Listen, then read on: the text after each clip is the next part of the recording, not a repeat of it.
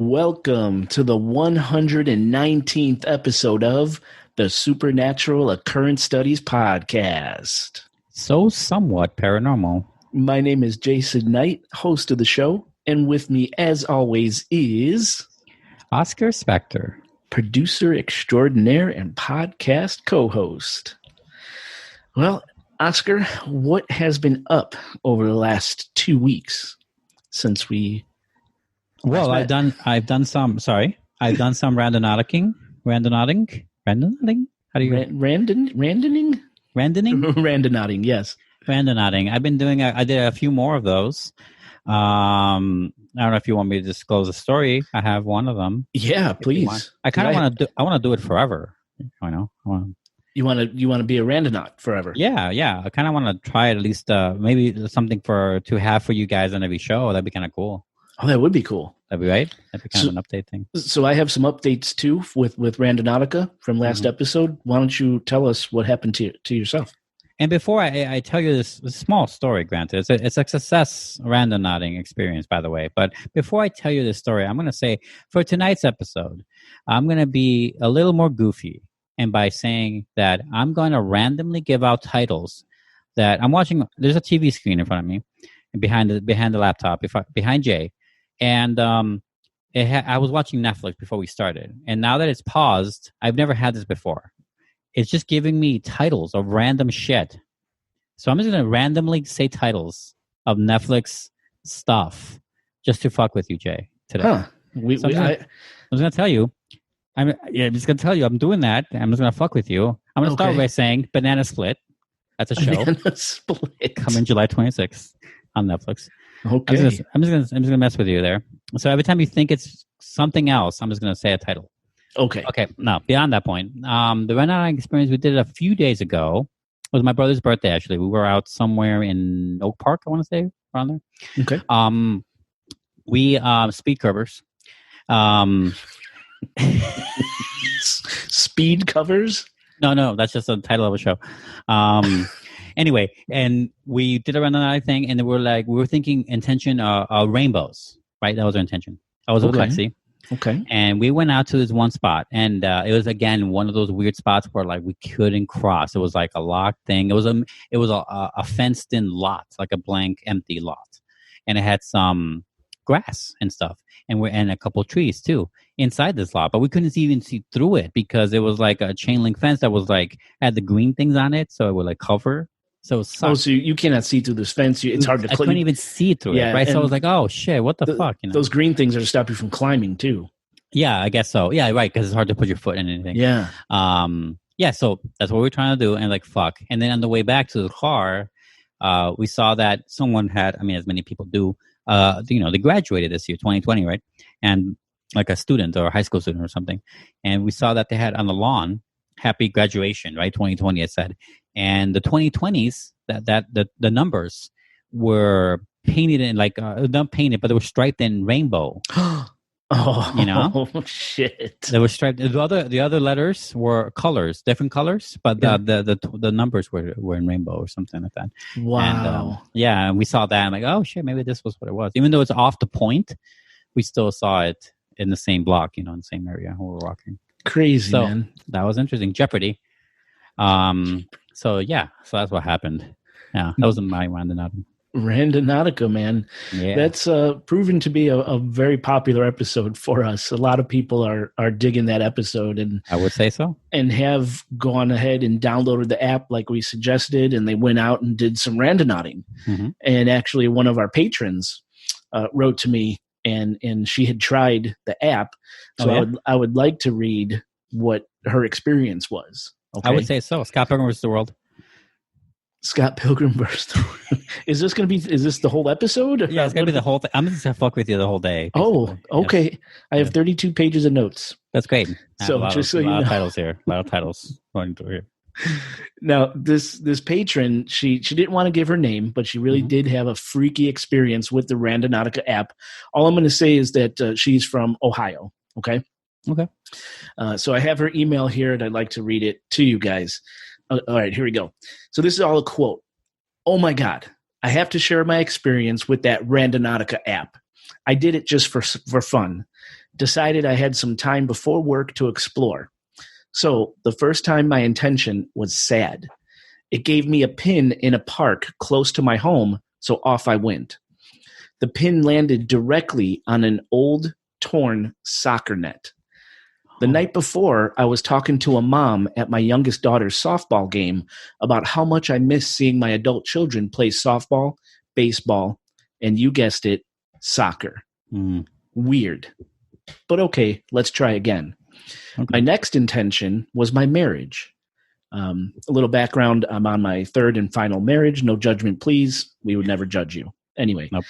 So I get a pin and set off. I go by this beautiful house with a tennis court and a pond. The pin is literally in the road. So I'm like, okay, nothing here. Then I remember to look at the address, like you guys said in the episode. 6911 was the address. My first husband was born in 69.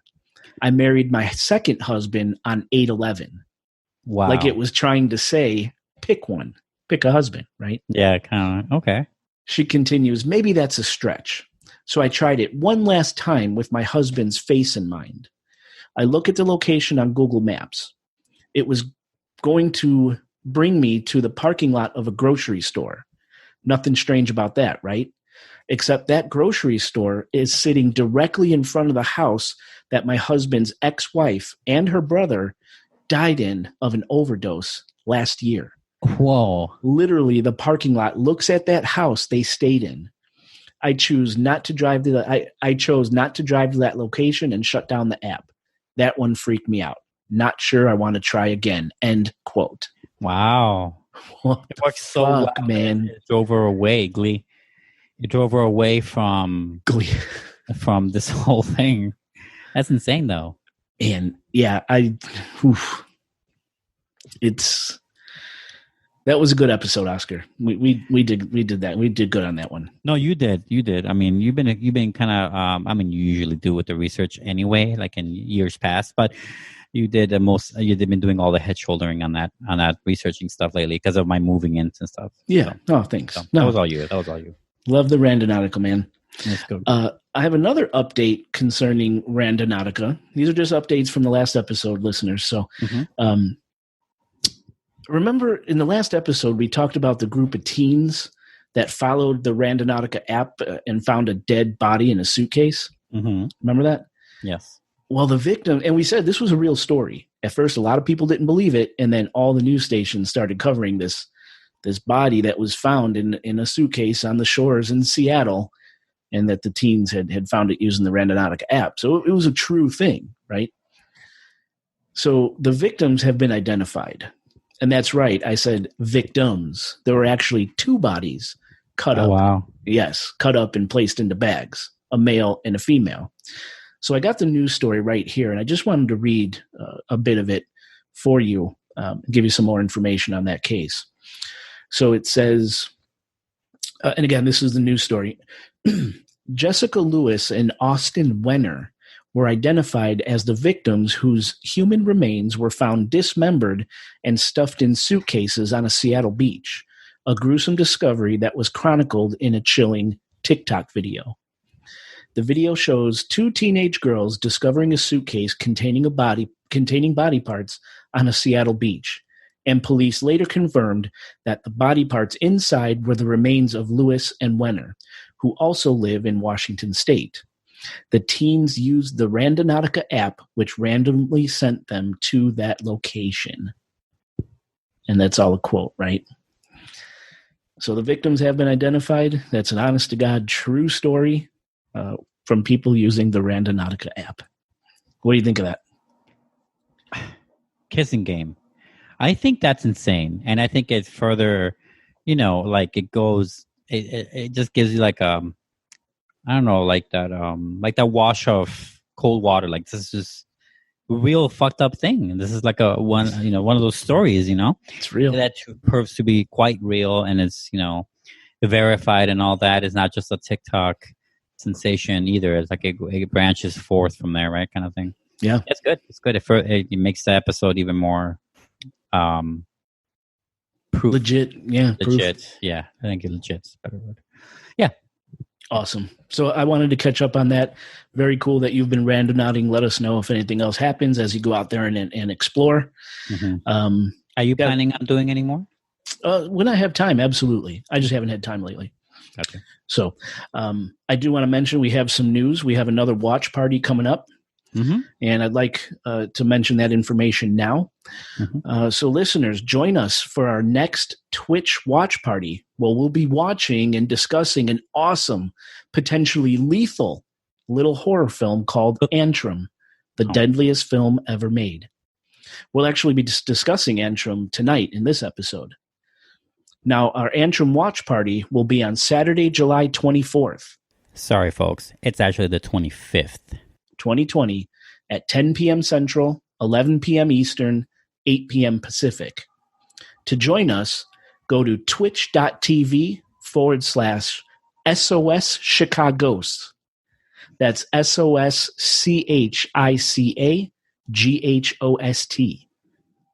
SOS Chicagos. I love it. You've always wanted to use that. The Chicagos thing. I've always wanted that. You gave me too much power, Jay. You gave me too much power. Transformers: War of Cybertron. So we have our own Twitch account now. And once again, listeners, that's Saturday, July 24th. Nope, the 25th. At 10 p.m. Central, 11 p.m. Eastern, 8 p.m. Pacific. And join us at that exact date and time at twitch.tv/SOS CHICAGHOST. SOS Chicagos. And I'll leave a link in the show notes where you can purchase Antrum so you can watch and follow along with us, as well as a link to our Twitch channel. We hope you could join us. Anything you'd like to say about that watch party, Oscar? Just to say that it was hard to find a good name. Twitch? For Twitch? I mean, I've always wanted to use Chicago's, of course. That's not the question here. But it was hard to find because I couldn't just put Chicago's. Someone took that, for example. Right. Even that little, pun play couldn't do it. Fullmetal Alchemist. And but I could even other things like Chicago Ghost Chicago. I even tried no, I didn't try this, but I thought of trying Chicago Ghosting, but then it sounds like you're ghosting someone. Sounds different. So I instead of trying different variations of Ghost, I decided to put SOS and then Chicago. So I'm like, it's gotta be good. No, it's catchy. I like it. Yeah. So twitch.tv/SOS Chicaghost. Mm-hmm. So be there. Or be square. Yeah, be there in July, the end of July. Awesome. And Antrum, what a movie. And we're going to talk about it tonight. So hopefully that'll garner some watch party members for us. Right. Yeah. Last time we only had, 2 people watching us? Yeah, that's okay. That was our first one. Yes. It was just our first one. It was still a hell of a lot of fun. So, Oscar, what do you say we take a break? Because I have a ton of information to get through tonight. Wait, you want to take a break because you have a ton of information? Yeah, I need a breather. Okay, let's do it.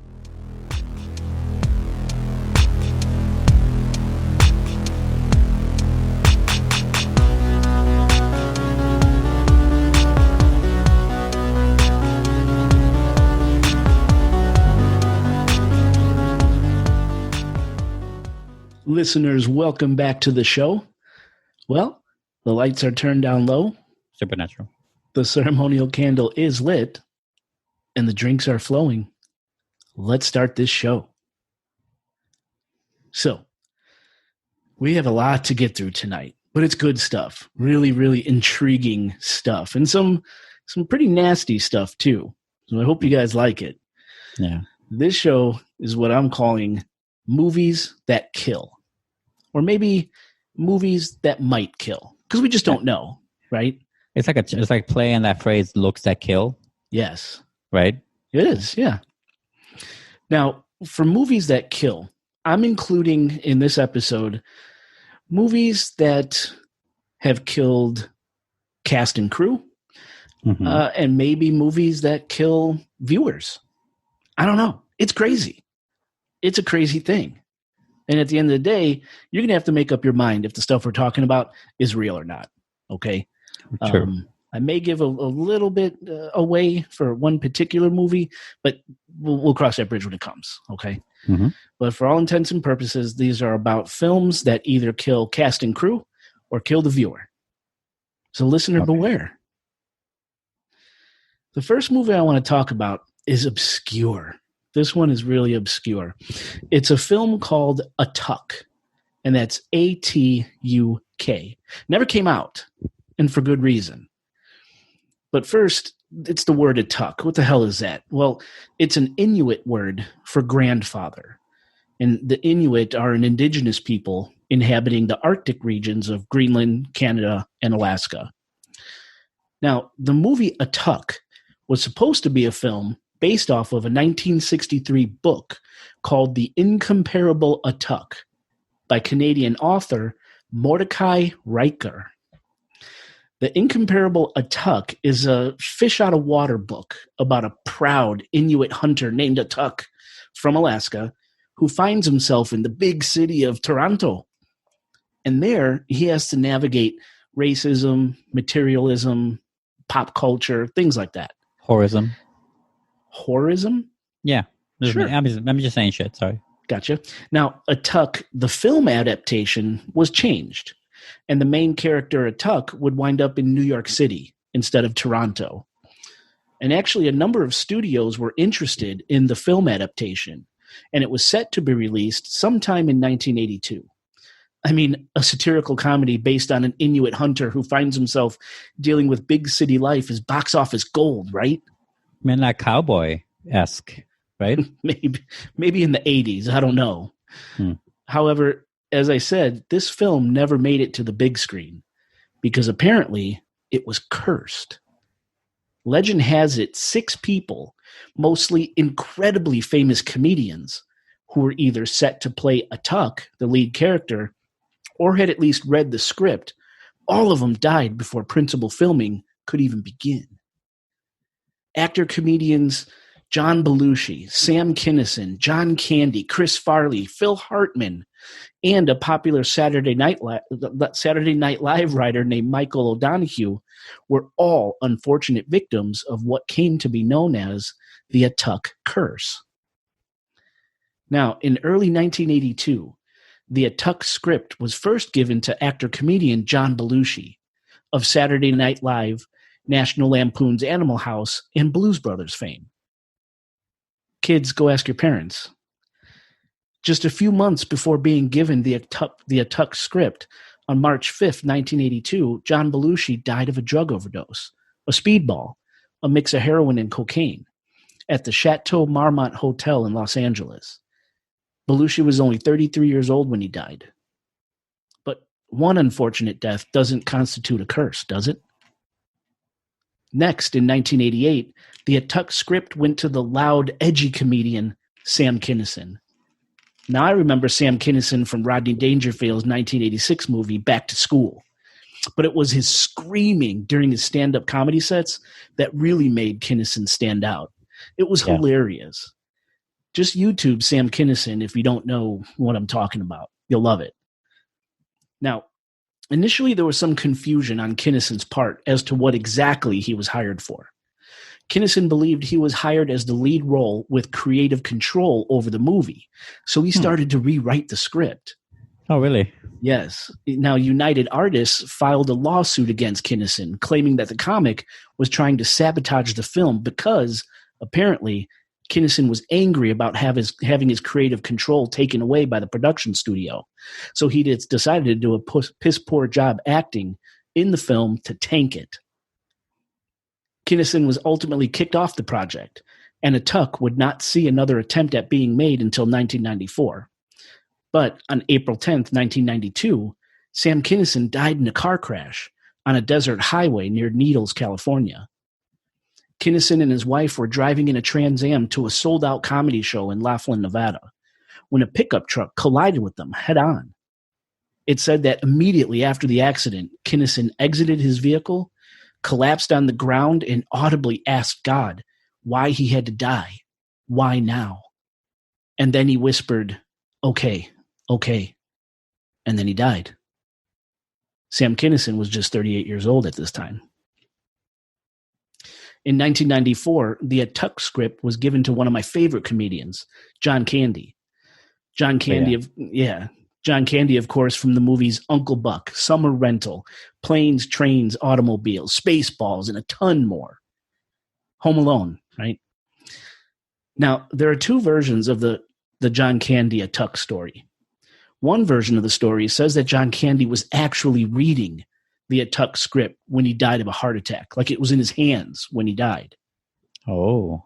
The other story says that the Atuk script was in his possession when he died. Either way. Oh, like on a desk somewhere? In a desk, in a drawer. Got it. Yeah. Either way, John Candy was given the script, and then he died on March 4th, 1994, of a heart attack in Durango, Mexico, at the age of 43. Candy was in Durango filming a Western comedy called Wagons East. And as the story goes, shortly before leaving for Durango to begin filming, Candy told actress Catherine O'Hara that he was afraid to go to Mexico because he felt that something bad was going to happen to him there. Pretty creepy. Well, if he drank the water, maybe. Yeah. But Catherine O'Hara, also a very good actress. From Home Alone, too, the mother. From Home Alone, right, yeah. Yeah, I love her actress. Now, the night before his death, John Candy told a night watchman at Camino del Perque, a $3,000 a month hotel he was staying at during filming the Wagons East, that he was tired and all he wanted to do was go home and be with his family. It's really sad, man. Mm-hmm. So far, that's 3 deaths associated with Atuk. Are we starting to believe there was a curse on this film yet? If not, the death list continues. From John Candy, the script was then passed to comedian Chris Farley. Of course, Chris Farley is famous for his Saturday Night Live skits, especially the Fat Chippendales dancer skit he did with Patrick Swayze. He was, of course, in Tommy Boy, Black Sheep, just a hilarious guy. Now, it said that Farley was going to accept the role as Atuk, but before he could do so, he died in his apartment in Chicago of a drug overdose on December 18th, 1997, at the age of 33, from ingesting a speedball. The same age and cause of death as John Belushi. Yeah, I remember that being a huge thing that people were saying when he died, because we know we're in Chicago, so we heard it even further on. We heard it more so here, right? And also not to mention that John Candy and all these people came from Second City, and all those. Yeah. We have a lot of comedy alums coming from here. Oh, huge names, absolutely huge names. Now, with the death of Chris Farley, that's where the Atuk script stopped, and the movie was never made. Mm-hmm. It's probably a good thing, all things considering. Can you imagine being the agent trying to sell this fucking thing? Well, I kind of have something about that here. Okay. But first, there were 2 other deaths associated with Atuk, or at least with the script. First, there was the comedian Phil Hartman, probably best known as the voice of Troy McClure and Lionel Hutz on The Simpsons. But he was also a writer and performer on Saturday Night Live. And he was in movies like Jingle All the Way with Arnold Schwarzenegger, House Guest with Sinbad, Sergeant Bilko with Steve Martin, CB4 with Chris Rock, The Three Amigos with Chevy Chase and Steve Martin, tons of stuff. And also, just real quick, he was also the voice of the Black Cat in Kiki's Delivery Service. For those, not into the comedy bit, but, like Ghibli movies. Just saying. Wow. He was the voice. Yeah, he usually played supporting roles, but Hartman he always played a hilarious and a fun, lovable character. You know what I mean? Mm-hmm. Now, as the legend goes, Phil Hartman was encouraged to take on a supporting role in Atuk, likely by his manager. But before anything could come together with the film, Phil Hartman was shot and killed by his wife, Bryn Omdahl Hartman, on May 28, 1998, at the couple's home in Encino, California. Hartman was asleep in the couple's bed at around 3 a.m. when his wife snuck into their bedroom and shot her husband between the eyes, in the throat, and in the chest. Yikes. Later, his psycho wife barricaded herself in a bathroom in their home and killed herself with the very same gun she used to kill her husband. That's insane. What drove her? There's a whole backstory. Apparently, at the end of the day, she was psychotic. She was nuts. Okay. No one liked her. No one ever wanted her around. She was very jealous, possessive. She was psychotic, man. Got it. Unstable. Very. Got it. Very. And the 6th victim of the Atuk curse is a man named Michael O'Donoghue, the first main writer for Saturday Night Live, a man known for his rather dark comedic style. According to the Atuk legend, O'Donoghue read the infamous Atuk script, might have even worked on it. But more interestingly, O'Donoghue may have been a driving force that pushed his comedian friends and fellow Saturday Night Live cast members to take on the Atuk project, ultimately leading to their untimely deaths. Now, Michael O'Donoghue died of a cerebral hemorrhage on November 8th, 1994, the same year that John Candy died. I don't know, listeners. What do you guys think? Cerebral hemorrhage, isn't it something that happens spontaneously? I think so. Right? Like one of those things that just like a certain vessel blows up at a certain wrongest time. I very much believe so, yeah. Right. Wow. And the same year that John Candy died, and he might have been one of the driving forces for these Saturday Night Live guys to take on this project. It's crazy. They all know each other, so right, to say the least. That could have been, and the fact that he was a writer, he might have worked on it, or it might have exactly. As a writer, identified the funny, what makes it really funny or epic, to then recommend it to other people, right, in the industry. Yeah, that could say a lot. Yeah, it's nuts. So I don't know, listeners. Let us know what you think. Are these tragic deaths of famous comedians just a coincidence, or was the ill-fated Atuk cursed? Now, here's a funny thing about that. What makes it a cursed? Like, what if let's follow that logic. Let's say it's a cursed project, right? What could make it cursed? That's part of the thing. Nobody knows. Is it the the blatant, even though there's been many of this kind, is it like the blatant oversight of the fact that they're taking the culture that doesn't belong to them to make something funny out of it, like a ridiculing interesting aspect? Or could it be that the script is not worthy of these people that tried to make it, and until they find the right casting to do it, the movie's going to continue killing? Another very interesting line of thought there. I don't know. Yeah. I don't know what you're hiring me for, Jay, but this is what I'm here for. To think of possible whys to something that may not even be true. That's those are two great lines of thought there. I don't know. Anyway, just food for thought. Yeah, listeners, let us know what you think. Yeah. The next one is crazy. Okay. And Oscar, you and I both watched this film. Listeners could go out and watch it right now, although I don't suggest you do so. The next movie we're going to talk about is called Antrum. And the official title is Antrum, the Deadliest Film Ever Made. This is the film that we're going to do the watch party with, right? Or for. Oh, and also, by the way, a very bold title. And you don't want to put ever in any title, and you don't want to make it sound like it's the deadliest film ever made. Like that kind of boldness, you can't fuck that up. No, and they didn't. I agree with you, Jay. They did not fuck that up. So, again, join us for the watch party. Watch the show notes. We'll have all the information repeated in the show notes for that watch party. This is the movie we're going to watch. And before deciding that this was going to be at our watch party, the next one, I was about to give a review on this show about it, but it's going to wait for the live watch. Nice. Although we cannot be held responsible for anything that takes place to you, the listener, from either... Check your Bible. Yeah, from either renting and streaming this video or joining us on the watch party. We take no responsibility. Anyway, this movie is streaming right now on Amazon and Tubi. I found it on Tubi, and there's probably other streaming services, but that's where I saw it. I bought it on iTunes, for example. Okay, on iTunes. There you go. Now, again, here's a warning, and I mean this. We're not telling you to rush out and watch this movie. It would really be foolish of us to do so, because we absolutely do not want to be held responsible if something happens to you after watching Antrum, because this movie is said to kill those who watch it. And we love our listeners. We don't want anything bad happening to you because of something we suggested.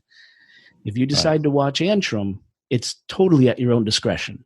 Okay. So last week we had you going out into strange locations you've never been to before and search for random stuff. And this week, at the comfort of your own home, we're gonna kill you. Okay. Well, hey, you've been warned, right? Yeah, we did warn you, I guess. So. Okay, there's a lot to unpack here. First, there's the movie's title, Antrum. Okay. Now, I had to look it up. The word antrum is defined as a nearly enclosed cavity or chamber, or a cavity surrounded by bone. For example, in the human body, the antrum of the stomach, the gastric antrum, is the narrow part of our stomach situated above the pyloric canal and its junction of the pyloric sphincter to the duodenum, or the first part of the small intestine. Okay, whatever. That definition came from healthline.com. Our paranasal sinuses are referred to as the frontal antrum. For the movie, though, antrum literally translates to the gates of hell. So that should give you an idea where this is going. Yeah, like the back door to hell, the narrow point of hell, like an entrance. An entrance to hell, yeah. Right, something like that. Yeah. Okay, and again, both Oscar and I, we watched Antrum as preparation for this section, and luckily, we're still here to tell you about it. Antrum is a deeply occult film that was supposedly made in 1979, according to the movie's credits. Mm-hmm. Antrum is a 35 millimeter film, filmed in English, but it appears to be of Bulgarian origin, based on language seen in films beginning and end credits. That's right, and also some of the bit players. Yeah, and honestly, I read that online. I have no idea what the Bulgarian language looks like, okay? That's right. It did feel like Eastern Bloc country, which is where Bulgaria would be. Right. But I don't know for sure either. Yeah, and no one does. And really, not much is known about Antrum's backstory, which leads to a lot of the movie's mystique. No one knows exactly where this film was shot or what its purpose was or is. What we do know is that since Antrum's release, it's claimed that at least 60 people have died as a direct result of watching the film. Now, according to an 8-minute documentary that plays before the movie itself begins, no one knows who, but someone submitted Antrum to a total of 7 film festivals in 1983. In hindsight, thankfully, none of the festivals chose to run Antrum. But the rumors of Antrum being cursed and deadly began after a number of festival directors and festival programmers died shortly after viewing the film. The first known victim was a festival director named Janet Hilberg of the Jones Park Festival, who suffered a fatal seizure 24 hours after screening Antrum. There was Tom Stylum of the Colorado Film Festival, who was mysteriously electrocuted shortly after watching Antrum. And probably the strangest death was Joe Berenger of the La Jolla Film Festival, who watched Antrum, then went to a beach and was stung by a venomous stonefish and died. And unfortunately, I couldn't find any information about what happened with the other 4 festival submissions, and I'm guessing nothing good. After Antrum was unsuccessfully submitted to the film festivals in 1983, from there, the film is lost. No one knows where the film is until it pops up in Budapest in 1988. A small theater gets a hold of the movie and decides to play it for the public. We're not sure if the theater was aware of Antrum's deadly track record, or if the theater simply came across a creepy film and wanted to play it for fun. Either way, Antrum's first public run was a complete disaster. While Antrum was playing, a fire broke out in the theater, burning it to the ground and killing 56 people in the process. Investigators later determined that the fire didn't start in the projection booth like was initially thought. Turns out multiple fires were started in the seating area, meaning for some unknown reason, theater goers started the fire themselves. From there, Antrum disappears again, and authorities figured the movie burned in Budapest. But it resurfaces in San Francisco in 1993, where, because of the film's notoriety and theater owners not believing in the curse, it was decided that Antrum would be shown yet again. As the story goes, everyone in attendance was well aware of the film's diabolical past. Either people didn't believe it, or they wanted to push the envelope a bit and tempt fate. Unfortunately, Antrum's San Francisco screening also ended in tragedy.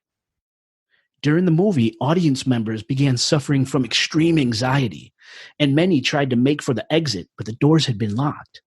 With anxiety and fear at a maximum, people started to stampede, and a pregnant woman was trampled to death.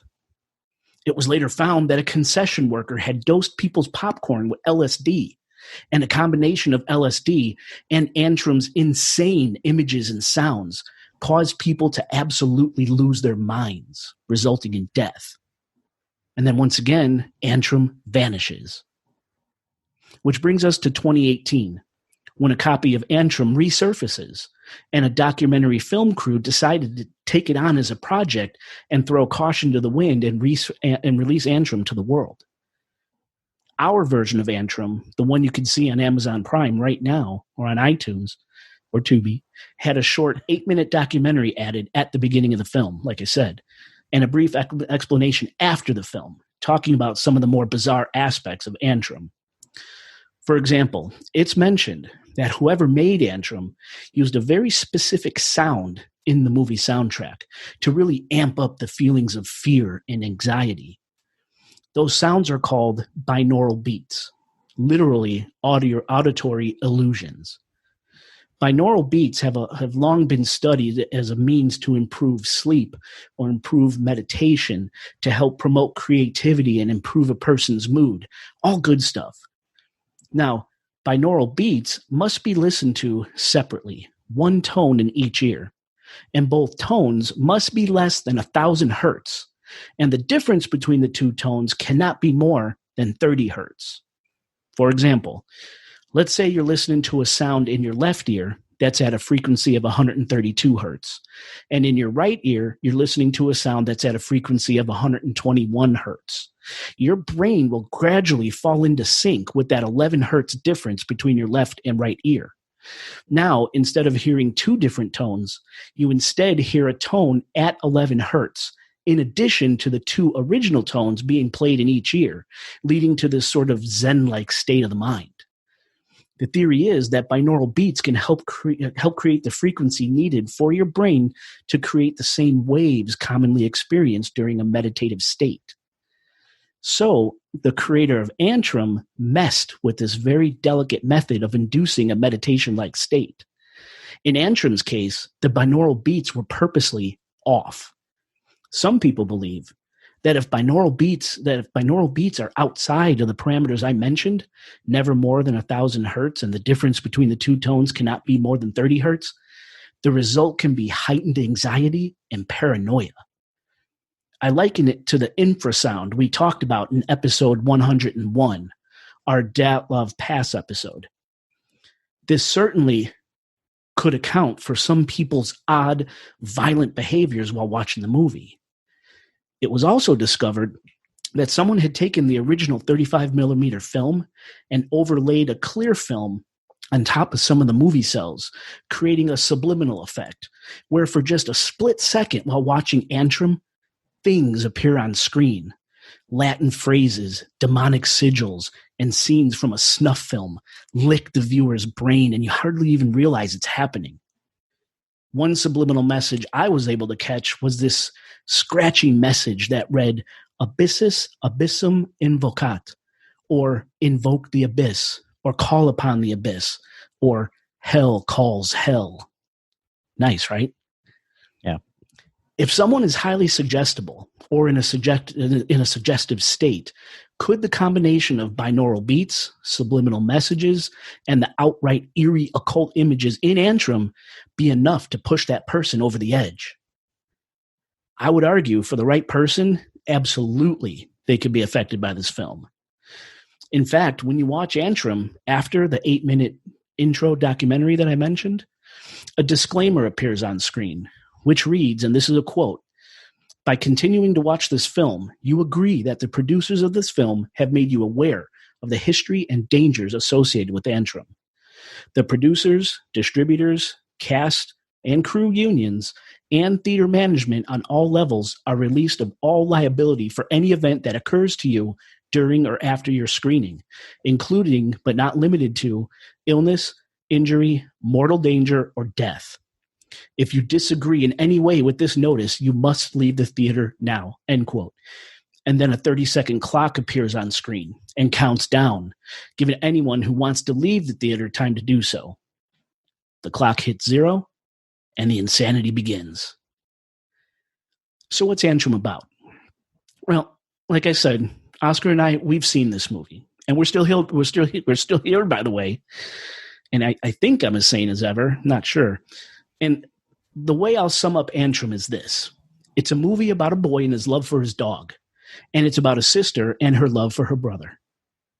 Really. That's what's at the core of Antrum. The movie starts out with a family, an unnamed mother, an adorable little boy named Nathan, the son, and Nathan's older sister. Her name's Orly. They're at a veterinarian putting their pet dog Maxine to sleep. Super sad. Now, on the car ride home, Nathan innocently asks his mother if Maxine is in heaven, to which the mother answers, no, Maxine was a bad dog, so she's in hell. And that's it. From there, we flash to this poor little kid, Nathan, having terrible dreams about his beloved dog in hell. Mm-hmm. Now, in order to help Nathan get over the trauma caused by his mother's cruel, careless words, Orly, Nathan's older sister, concocts this whole elaborate scheme where the two of them, Orly and Nathan, will go out into the woods and dig a hole to hell in order to rescue and release poor Maxine's soul to heaven. It's a loving gesture on Orly's part, fucking weird as hell, but loving nonetheless. Orly has good intentions here. But you know what they say about good intentions. The road to hell is paved with them. Literally in this case. Now, Orly has this book, kind of like a grimoire, which she created, complete with spells, incantations, demonic drawings, which she uses to steer their excursion into the woods and help dig the hole to hell. Orly's grimoire tells them exactly what to do and what to expect as they dig, what levels of hell they'll be entering, shovelful of dirt by shovelful of dirt. Now, keep in mind, poor little Nathan believes this whole thing is totally real, and he goes along with everything Orly says so he could help save his beloved dog. And basically, they have to dig. And Orly's grimoire is quite specific regarding the 5 levels of hell they'll encounter as they dig.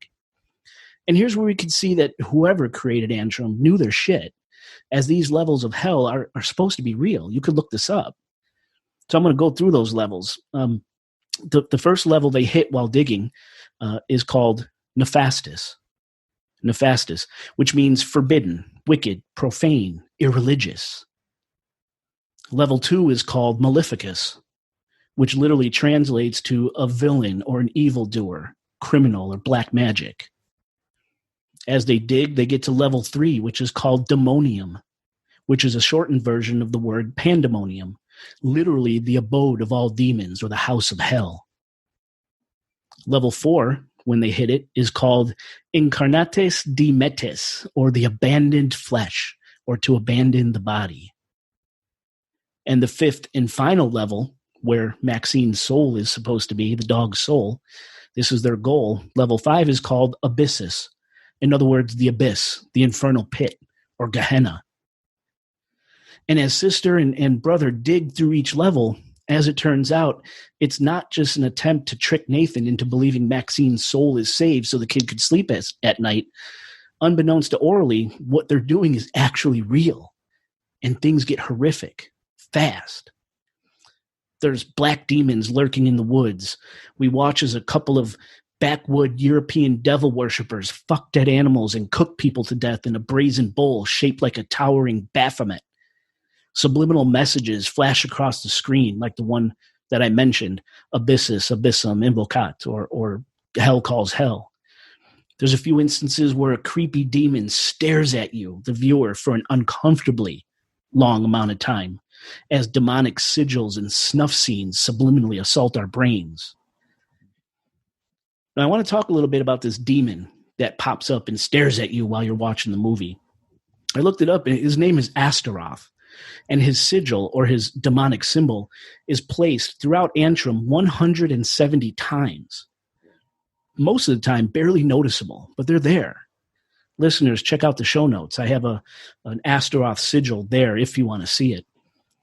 Now, in demonology, Astaroth is a great duke of hell and belongs to the first line of demons, along with Beelzebub and Lucifer, the 3 of which make up the evil trinity. According to Dutch demonologist Johan Weyer, in his book Pseudomonarchia Demonium, written in 1577, Astaroth comes forth in the shape of a foul angel, sitting upon an infernal dragon and carrying on his right hand a viper, and he rules over 40 legions of demons. It's a bad dude. Astaroth's infernal powers include knowledge of past, present, and future, the knowledge of sciences, knowledge of the creation story. He could grant power over serpents, and it's said that Astaroth instigates cases of demonic possession. 170 times this demon's mark appears throughout Antrum. It's just crazy, man. Now, couple all that insanity with Antrum being filmed in that uniquely 1970s dirty grindhouse way, while utilizing some of the most off-putting soundtrack I've ever heard. And yes, I could see this movie being a complete and total recipe for disaster under the right circumstances. And I finished the film. When I watched it, I finished wondering just what the hell had I witnessed? And a small part of me wondered if I was affected somehow. Well, that was about 2 weeks ago at the time of this recording, and I think I'm fine, right? But here's the problem: as creepy, demonic, occult, dirty, off-putting as Antrum is, it's fake, complete and totally fake. There's no dead bodies associated with the film, no theater fires, no trampled pregnant woman, nothing. And we know exactly who made Antrum. Antrum was written, produced, and directed by David Amito and Michael Licini, both accomplished writers, directors, and actors, whose credits include movies called Beware Pickpocket and Who is Mr. Tom? We know that Orly is played by actress Nicole Tompkins, who voiced Jill Valentine in the remake of Resident Evil 3. Yeah, which I played the shit out of, by the way. Yeah, you did. And she played the role of older sister Scarlett in season 5 of American Horror Story. And little Nathan is played by Rowan Smythe, who was in NCIS New Orleans in a movie called Shangri-La, which was a docuseries about music making, using Def Records co-founder Rick Rubin's iconic Malibu, California studio as a backdrop. Completely normal people. What Antrum is, besides a great horror film, I absolutely loved Antrum, and I think, Oscar, you did too, right? Heck yeah. What Antrum is absolutely brilliant marketing. I remember reading about Antrum before it was released, and there were these articles online talking about the secret nature of this supposed found film and how only Hollywood insiders could see it. You had to know someone and be someone in order to get your hands on Antrum. And being able to watch it became this sort of edgy, exclusive experience for those in the business. For example, it was rumored that Eduardo Sanchez, co-writer and director of the original Blair Witch Project, was able to get his hands on Antrum. Supposedly, occult actor Lawrence H. Harvey, known for his roles in the Human Centipede sequels, was able to watch it, as did Ruggero Deodato, the director of the infamous damn near snuff film Cannibal Holocaust. Damn near. Yeah. At one point, the black metal band Mayhem was supposedly watching it. So again, these articles were pushing this idea that the only way to see Antrum was to be in the business. And not only that, you had to have access to a subset of the industry, of the business, these sort of fringy underground types. And I still don't know if those articles were real or not. It could be that Antrum's directors did such a great job building this legend and mystique around their film that people in the industry actually believed it. And in turn, without even realizing, they helped spread the rumors that Antrum was in fact this super secret, off-limits, taboo, possibly dangerous film. And really, publicity like that is priceless. I liken it to when the original Blair Witch came out. I remember seeing these missing posters pinned up around Chicago with pictures of this documentary film crew on them. And I remember thinking to myself, man, that's horrible. What happened to these people? So, of course, I started researching and came across websites and articles dedicated to the missing people, sort of explaining what happened to them, but not really, giving you just enough so you'd have to go out and research more. Of course, it all turned out to be fake, and the Blair Witch Project was actually the first example of a viral marketing campaign.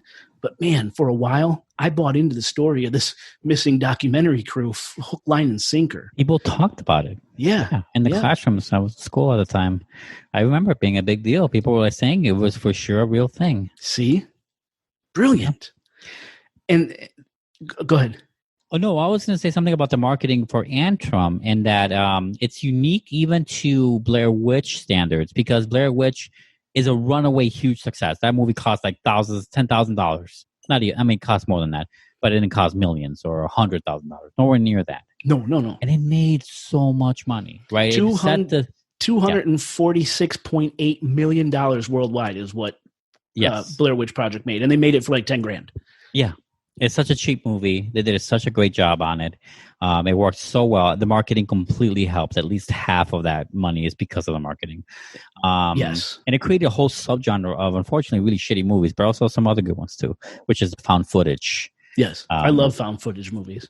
I like some of them too, and they've been getting better now that we've stayed away from that for 10 years. You know, we've kind of like had our spotlight, our edge cases of that. Anyway, but whatever.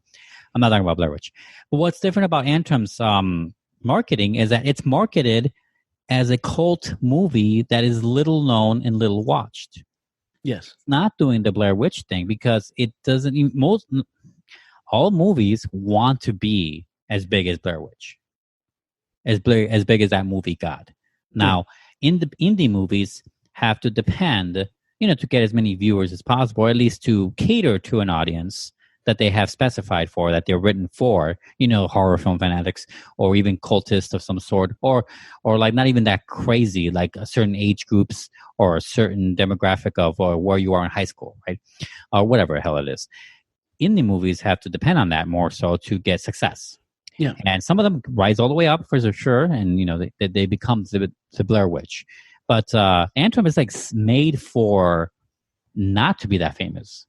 It's like an anti-marketing, really, because it's all set like it's like a low-key, you must find it, and if you find it, be careful kind of movie. You're right. That it defies a theatrical release. Yeah, I don't know. That's just the connection I made. Just interesting. I'm not saying that's obviously that's what happened. I never heard of the movie, Jay, until you told me about it, and I know movies. Yeah, not to say, I mean, many pass through me. There's like 1,000 new movies a year at least. No way to one person. If I name something, you're like, oh yeah, you know everything about it. Right. Or at least I've heard of it. And this one, I didn't hear of it or anything. Yeah. And it slipped through me, and it came out in 2018. I was definitely making podcasts about it. So like, no way, how do I not hear about it? But, you mean for your movie podcast, right? Right, exactly. And so like it's almost like this movie is designed to never be famous. I mean, we're giving it fame now a little bit, but it's almost designed that way, and that's unheard of in general. Wow! So you think that has a lot to do with it? It must have something to do with it. I mean, they must have done it intentionally. It's like that one lone flavor of ice cream that you see in an ice cream store, like the one that's far end and no one decides to sample. Has like freezer burn on it. Yeah. It's always over there, and it only caters to 1 or 2 other % of the population that visit that ice cream shop. Nice analogy. That's right. It's like so far over there.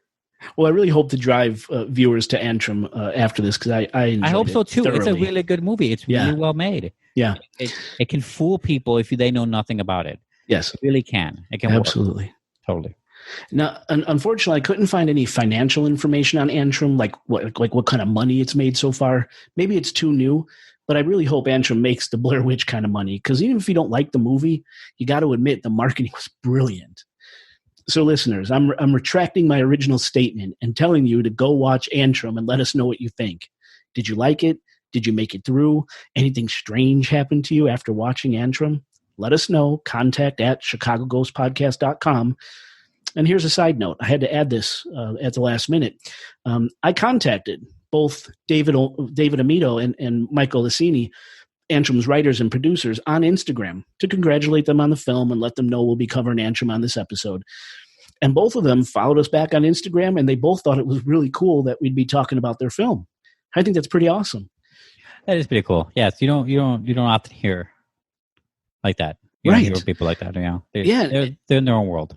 Exactly. But I actually got a chance to DM back and forth with David Amito a bit.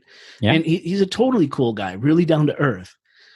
After scripting this section for this episode, I still had a lingering question as to whether or not people like Mayhem or Eduardo Sanchez from the Blair Witch Project or Ruggiero Deodato from frickin' Cannibal Holocaust actually got to do this sort of secret insider-only viewing of Antrum. And as it turns out, it's absolutely true. That really happened. And I think the fact that this portion of the Antrum story is true really enhances the film's creepy lore. So there you have it.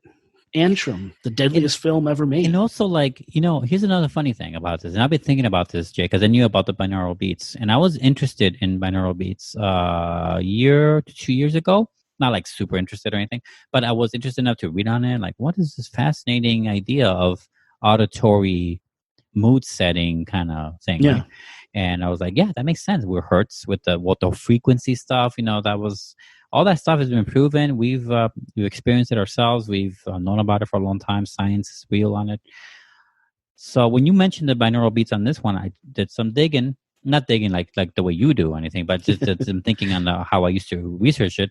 Yeah. And I was like, this movie could still have the potential to be a movie that kills someone if it strikes someone in just the right way. And that's the thing, right? So it's fake, like we said, but I honestly believe there's potential here. There's a but. Yes. And that but is that it has the potential to fuck up with someone's hardwiring in some fashion.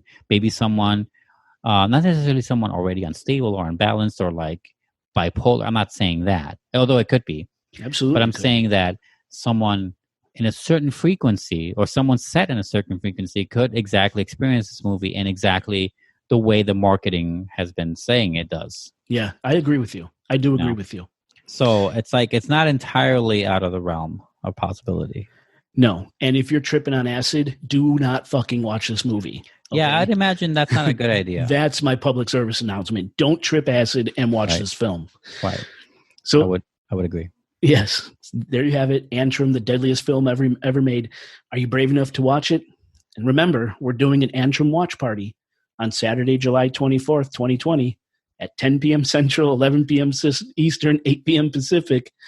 To join us and follow along as we watch this crazy, crazy film. Yes. And every time we see the Astaroth insignia, we're going to take a shot. Oh, dude, we'll be fucked up in the first 5 minutes. I know, I'm kidding. 170 times, Jesus Christ. Yeah. To watch this nutty film, go to twitch.tv/SOS Chicagost on Saturday, July 24th. The 25th. 2020. If you didn't write that down, check the show notes. All the information's there. Okay. Now, let's move on to a really obscure movie. Thought Antrum was obscure. This one's even more obscure. Oh, yeah. It's called Roar. And I'm saying roar, like a lion roars, right? Yes, exactly. ROAR, yes. Now, to many cinephiles, the movie Roar holds the title as the most dangerous film ever made. Roar is a 1981 adventure comedy film, written, produced, and directed by Chicago native Noel Marshall, who's probably best known as executive producer of The Exorcist. Mm-hmm. Actually, before we get into it, some people whispered that widespread injuries suffered on the set of Roar and its overblown budget and its box office failure was due to Noel Marshall's work on The Exorcist. That it was The Exorcist Curse, which followed... I see what you're saying. That it was The Exorcist Curse, which followed Marshall to the set of Roar, effectively ruining his movie. Anyway, in 1976, Noel Marshall and his wife, Tippi Hedren, best known for her lead role as Melanie Daniels in Alfred Hitchcock's 1963 movie, The Birds, set out to create a film, the goal of which would be to highlight the importance of protecting big cats, lions, tigers, leopards, as well as tigers. As well as to highlight the possibility of human big cat coexistence. Marshall and Hedren got the idea for Roar in 1969 when they were in Mozambique, where Hedren was on location filming the movie Satan's Harvest. I love the movie names from the 70s and 80s. You gotta love it. Yeah, they're never Satan's quite Harvest. what they sound, though. Yeah, right? Yeah, never really quite the ambition of that title. Probably Satan's Harvest is probably like some oat that they're growing. An oat. It's a red oat. Right, it's a red oat. Right. Now, after a day of shooting, Hedren and Marshall decided to take a little side trip and visit a game preserve.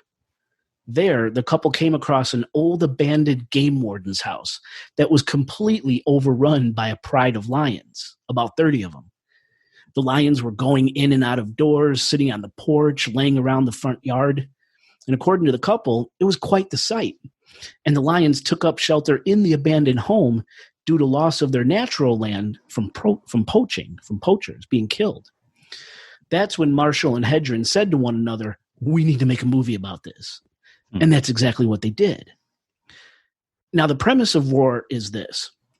A wildlife preservationist named Hank, played by Noel Marshall, lives on a compound in Tanzania with over 100 big cats, lions, tigers, cheetahs, and leopards to study them. There's other wild animals there too, like elephants, flamingos, wild birds. I think there's some sheep thrown in there. Now, for the cheetahs, yeah. Why not, right? Right, yeah. Now, Hank's wife in the movie, her name is Madeline, and she's played by Tippi Hedren. And their children, one of which is played by Hedren's real-life daughter, actress Melanie Griffith. They live in Chicago in the movie. And it's decided that Hank's wife and kids will travel to Tanzania to visit his living lab for the first time. But during their travel to Tanzania, Hank is called away on a business trip. And when his family arrives at his compound, Hank is gone. And his family must fend for themselves in a house full of wild animals as the animals battle for dominance all around the unsuspecting family. What the hell? Yes. Okay. At the same time, local poachers in the movie are out to hunt and kill wild animals. Kind of what gave the couple the idea for this movie in the first place, right? Right, the light bulb, right, that grew up over their heads. Yes. Yeah. So they work that into the film. And of course, the poachers want to start with the families, with the big cats with the family that are kept by Hank, right? So the family has to deal with that as well. Scenes in the movie are meant to be terrifying, but instead they border on the absurd, almost comical. Lions and tigers break down doors and break through walls. Melanie Griffith's character hides in a cabinet, which is knocked down and stomped to splitters by big cats. Big cats tear apart a suitcase, a skateboard, and a radio. An elephant lifts Madeline, the character. It sounds like a nightmare to shoot. It sounds like a nightmare film. Dude, just to wait. Shoot. I would wait. I would if someone tells me your only shot to make movies in this life, Oscar, is for you to shoot what you're describing. Yeah, dude. I would say no. I don't have to do movies for us. Nope. People must have been starved for money or something to take on this project. Just wait. Kids and animals. You don't work with kids and animals. There's a reason why this is legit the most dangerous film ever made. There's a scene where an elephant lifts Madeline, the movie wife, in the air and drops her in the water before destroying the boat she was trying to ride in. Okay. People hide in barrels of water as animals lap water, for wild animals, mind you, lap water from the very same barrels. Shit like that. And Roar's soundtrack is filled with playful, bouncy music, more fitting of a slapstick movie. Overall, Roar is supposed to be a movie providing a positive message, the protection of wild animals and the fact that humans and big cats can live harmoniously together as long as the animals are treated right. To quote one of Hank's lines from the movie, quote, "The closer you get to them, the wild animals, the more they'll like you," end quote. What? Yeah, I'm not too sure about that, Hank. That's not the best slogan for, okay. So many things, Jay, because if you want to portray this kind of PSA idea of like animal safety and rescue them, all good. I'm all for that. But absolutely, make a movie that maybe doesn't highlight the opposite, maybe. Yeah. Right? Common sense, man. Lacking. If I start an anti-cigarette campaign by smoking cigarettes that every puff says don't smoke, it's not good. It doesn't look good. No. Nope. Okay. Nope. And then you wonder why overall Roar did very poorly at the box office when it was finally released in 1981, taking in just about $2 million. Now, Roar was supposed to take 9 months and $3 million to shoot, but instead took 5 years to complete, and the budget skyrocketed to $17 million. Way over budget. Yes, way over budget. So you can see with the $17 million budget and taking in only $2 million, Roar was a total box office bomb. But definitely. Yes, but what's kept Roar alive for all this time, instead of having it fade into nothingness, is what happened to the actors and crew behind the scenes and while filming. In 2015, when film distribution company Drafthouse re-released Roar, They referred to Roar as the snuff version of Disney's Swiss Family Robinson. That's not a bad way of. That's not bad. No, I like that. And they used a catchy tagline to try and draw in moviegoers. A tagline that pulls directly from the fabled incidents that happened over the course of Roar's production. Draft House tagline was, quote, "No animals were harmed in the making of this movie. 70 members of the cast and crew were," end quote. That's so dark and bleak. Hell, man. What were the family? Okay, I know you're gonna have more of the story. I know there's more. But like, this is just the tip of the iceberg. But can you imagine being a family member survived by this incident somehow, and you see that tagline? Melanie Griffith, dude. Yeah, married to Antonio Banderas. I think so. I hope so. Otherwise, we're going to have to edit that out. I'm almost positive she was married to Antonio Banderas. Past tense. But this is way off. I mean, we don't need to go there. I'm not passing judgment. You know, opposites attract. Chemistry can involve so many different angles and things. I just don't see that ever. Yeah. Can you see that couple? It's a very strange couple. An octopus and an ocelot meet one day. That's out there. And what do they make? I mean, is imagining that. I can't even make up a story. Yeah. I'm 99% positive they were married at one point. Okay. All right. But yeah, you got to love that tagline. And out of 140 cast and crew members working on Roar, 70 or more, and some say, including John Marshall, Noel Marshall's son, who also starred in Roar, that the number is actually much higher, like around 100 people were injured, some severely, during the making of this film. Wonder why. Yeah, which awards the film the title of being the most dangerous film ever made, right? Remember, animals used in this film were mostly wild, untrained. And for the most part, Roar had to be filmed around the animal's natural behavior. Like filming had to wait until the animals did something interesting, film-worthy. This is great. Leading the animals themselves to be given credit as the co-writers of Roar. No. Yes. Say no. Yes. Jason. I knew you were going to love this one. Okay. Jason, no. Can you imagine being a fucking production assistant in this fucking movie? Wait, they're looking off they're getting coffee for the crew. Someone's getting their fucking ass ripped off by a tiger. Right. Film it. They have to bring a pound of ground beef every time they go out for coffee just to stave off the wild animals. It was pretty much like that, man. Oh, my God. Now, it's said that up to 150 untrained lions, tigers, panthers, leopards, and cheetahs were used in this film. With that in mind, it's horrible. With that in mind, when you watch Roar, and it's out there, you can find it. We got a winner. This is the winner, Jay. And when you watch the movie and there's blood on screen, it's a better chance than not that the blood you're seeing is real. Yeah. And the pain and terror you see on actors' faces is, in fact, not an act, but it, too, is real. Oh, my God. So now that we know some backstory about this crazy film, Roar, let's talk about some of the injuries suffered on the set, okay? Now, let's start with someone everybody knows, Melanie Griffith. Oscar, could you think of a movie with Melanie Griffith? I should have wrote it in here. I didn't. Pulp Fiction? Pulp Fiction. Melanie Griffith was in Pulp Fiction? Am I confusing with a different actress? I might. Oscar, I'm ashamed. I'm sorry. Some of these people are just fucking together. Melanie Griffith. God bless it. What was she in? I'm looking it up right now. Melanie Laurent is the first one. Working Girl. Working Girl, your time Working Girl. Yeah. That's right. Lolita. She was in The Disaster Artist. I remember her being in that. Damn, you pulled that out quick too. Nice job. Yeah, well, IMDb is an app that I have. IMDb, yeah, of course. Yeah. Okay, so that's Melanie Griffith, Working Girl. There we go. In one scene, Melanie Griffith was mauled in the face by a lion, and she was rushed to the hospital where I shouldn't laugh. Oh my God, I'm horrible. She was rushed to the hospital where she had to get 50 stitches, and ultimately had to undergo reconstructive surgery to avoid permanent damage and scarring. Yikes! At one point, doctors were worried that Griffith would lose an eye because of the injury. In another instance, a large lion grabbed onto Melanie Griffith's hair and yanked her head back. And luckily, John Marshall, one of Noel Marshall's sons, threw himself on the floor in order to take the lion's focus off of Melanie Griffith. There's no telling what the lion's plans were for Griffith had John Marshall not acted so quickly.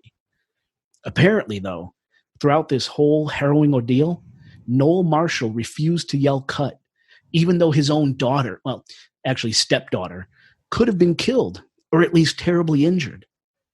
And yes, in case you're wondering, footage of 14-year-old Melanie Griffith's attack made it into the final version of the film.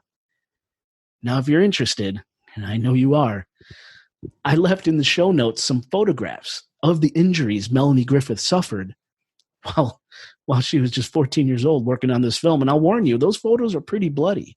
So if the sight of blood freaks you out, maybe skip these photos. Okay, I have some. Wait, hold on. Let me finish.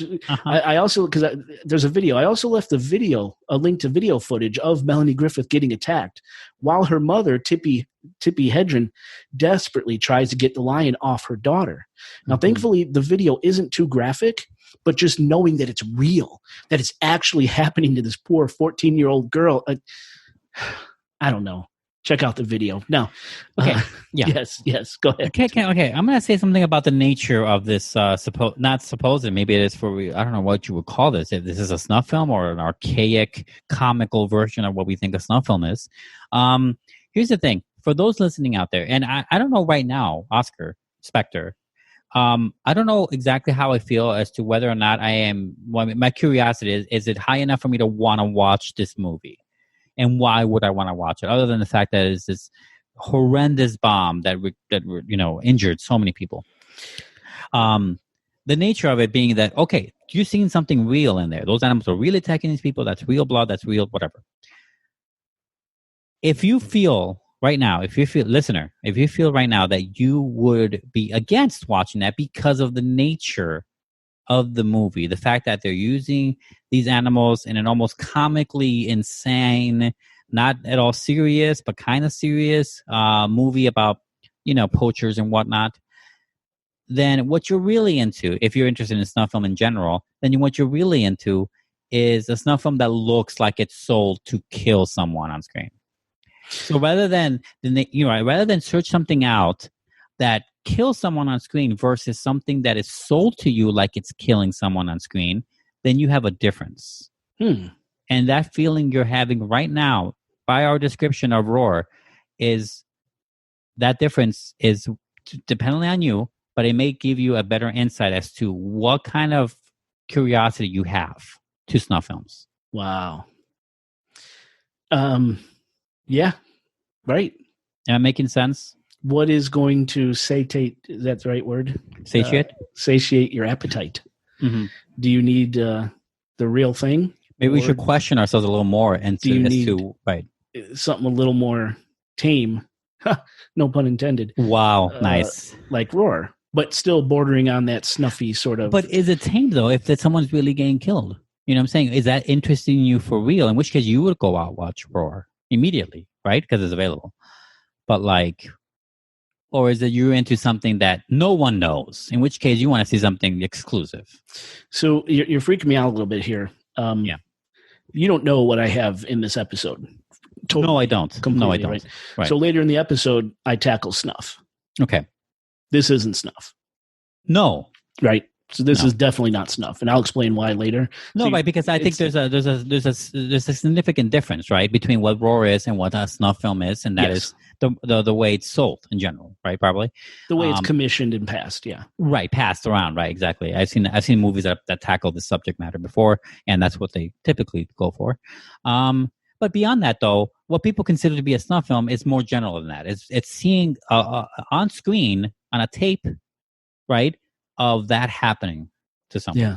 If you've seen the movie Grizzly Man, the documentary, they don't show you, or they don't even put the audio of that couple being mauled to death by a grizzly bear. No.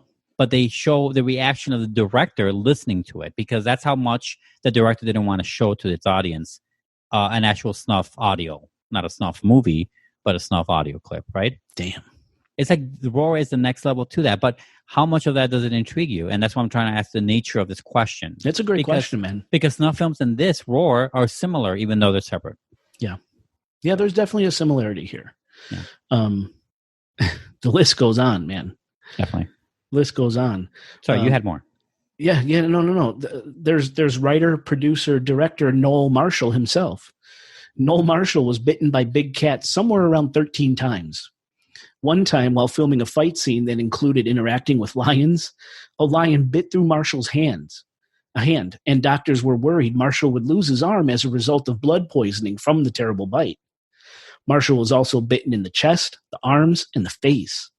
He suffered puncture wounds on his legs and even contracted gangrene from being bit so many goddamn times. Really? Yes. Then there's the other brainchild behind Roar, Tippi Hedren. Tippi was bitten in the head by a lion during a promo shoot. The lion's teeth scraped her head down to the skull, and she had to go to the hospital, get her wounds treated, and get a tetanus shot. And the cameras were rolling when this happened, and the footage made it into the final film. Tippi also had her leg broken by an elephant. This isn't big cat related, but it's still an injury. She had her leg injured or broken by an elephant named Tembo. As Tembo picked Tippi up with his trunk, as he was supposed to do, her leg got caught between his trunk and one of his tusks, breaking her leg. Yes. And ultimately, black gangrene set in, and Tippi had to receive skin grafts to replace the gangrenous skin. A few weeks later, that same elephant bucked off a trainer, and the trainer flew into a tree and broke her shoulder. Tippi Hedren was also bitten on the chest by a cougar and mauled on the arm by a leopard. All in a day's work, am I right? Now, I said you couldn't pay me enough. Right. John Marshall, Noel Marshall's son, was jumped on and bitten in the head by a lion, resulting in a wound that required 56 stitches. And Jerry Marshall, Noel's other son, who also was in the Roar movie, was bitten on the leg by a lion and wound up in the hospital next to his father for an entire month. No wonder Roar's production was overshot hugely from its 9-month originally intended target. Now, this one's really nasty. Roar's cinematographer, John DeBont, who would later go on to direct the movies Speed and Twister. That's right, John DeBont. Yeah, I know that actor. I know that director, yes. He was essentially scalped by a lion named Cherries, the same lion that sent Tippi to the hospital. DeBont required a whopping 220 stitches to the back of his head to seal the gaping wound caused by Cherries. Wow. Now, I did find a picture of John DeBont after his stitches were put in, and I've left it in the show notes if you really want to see it.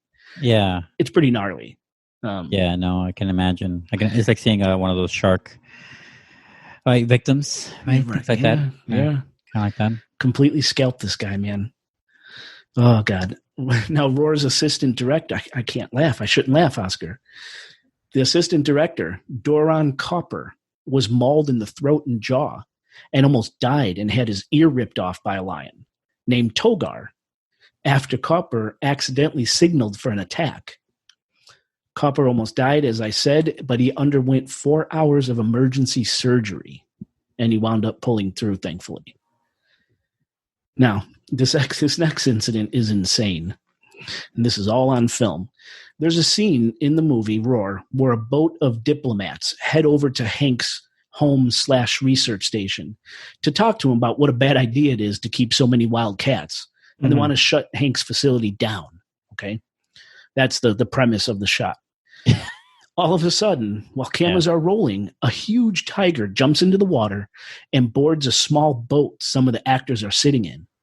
The tiger, which has to weigh around 400 pounds, manages to sink the boat and then attacks the actors as they're trying to swim to shore for safety. Actually, a few tigers attack them. What the hell? Yes, and then when the actors make it somewhat safely to shore, they're attacked again, only this time by both lions and tigers, and it's all caught on camera, and it's pretty intense to watch, especially knowing that this is actually happening, and it's not staged anyway. It's literally a miracle no one died during the making of this film. And once again, I left a link in the show notes to a video showing this terrifying boat scene unfold. Go to the show notes, click the video, and start watching at about 40 seconds, and just sit back and watch the horror unfold. It's nuts. Now, as you can imagine, stress from Roar's chaotic production, you think? and the loss of millions of dollars of the couple's personal money caused Tippi Hedren and Noel Marshall to divorce in 1982. And Marshall would never direct another movie again, up until his death until 2010. Tippi, on the other hand, became an animal rights activist and founded the Roar Foundation and established a not-profit organization called the Shambhala Preserve Sanctuary in Acton, California in 1983 to house and care for the animals featured in Roar after filming was complete. Now, Tippi still runs Shambhala Preserve to this day and offers patrons 18 years and older, no exceptions, a no-touch daytime safari-style tour of the facility, or a sunset tour, which actually sounds really cool, to raise awareness of the dangers of private ownership of exotic animals. Over the years, the Shambhala Preserve has given sanctuary to over 235 exotic felines: lions, tigers, cougars, black and spotted leopards, servals, bobcats, Asian leopards, snow leopards, cheetah, lynx, tigons, ligers, and even elephants too. Did you say ligers? I did. What's a lion-tiger combo? That's not a real thing. That's Napoleon Dynamite. I actually knew people who had them. That's from Napoleon Dynamite, Jay. You're lying to our audience. A liger is real. I knew 2 people who had them. Now, some of these felines that were kept at Shambhala Reserve included a lion named Togar, owned by Church of Satan founder Anton LaVey. And I'm not sure if this is the same Togar that nearly killed Roar's assistant director, Doron Copper. Couldn't find that out.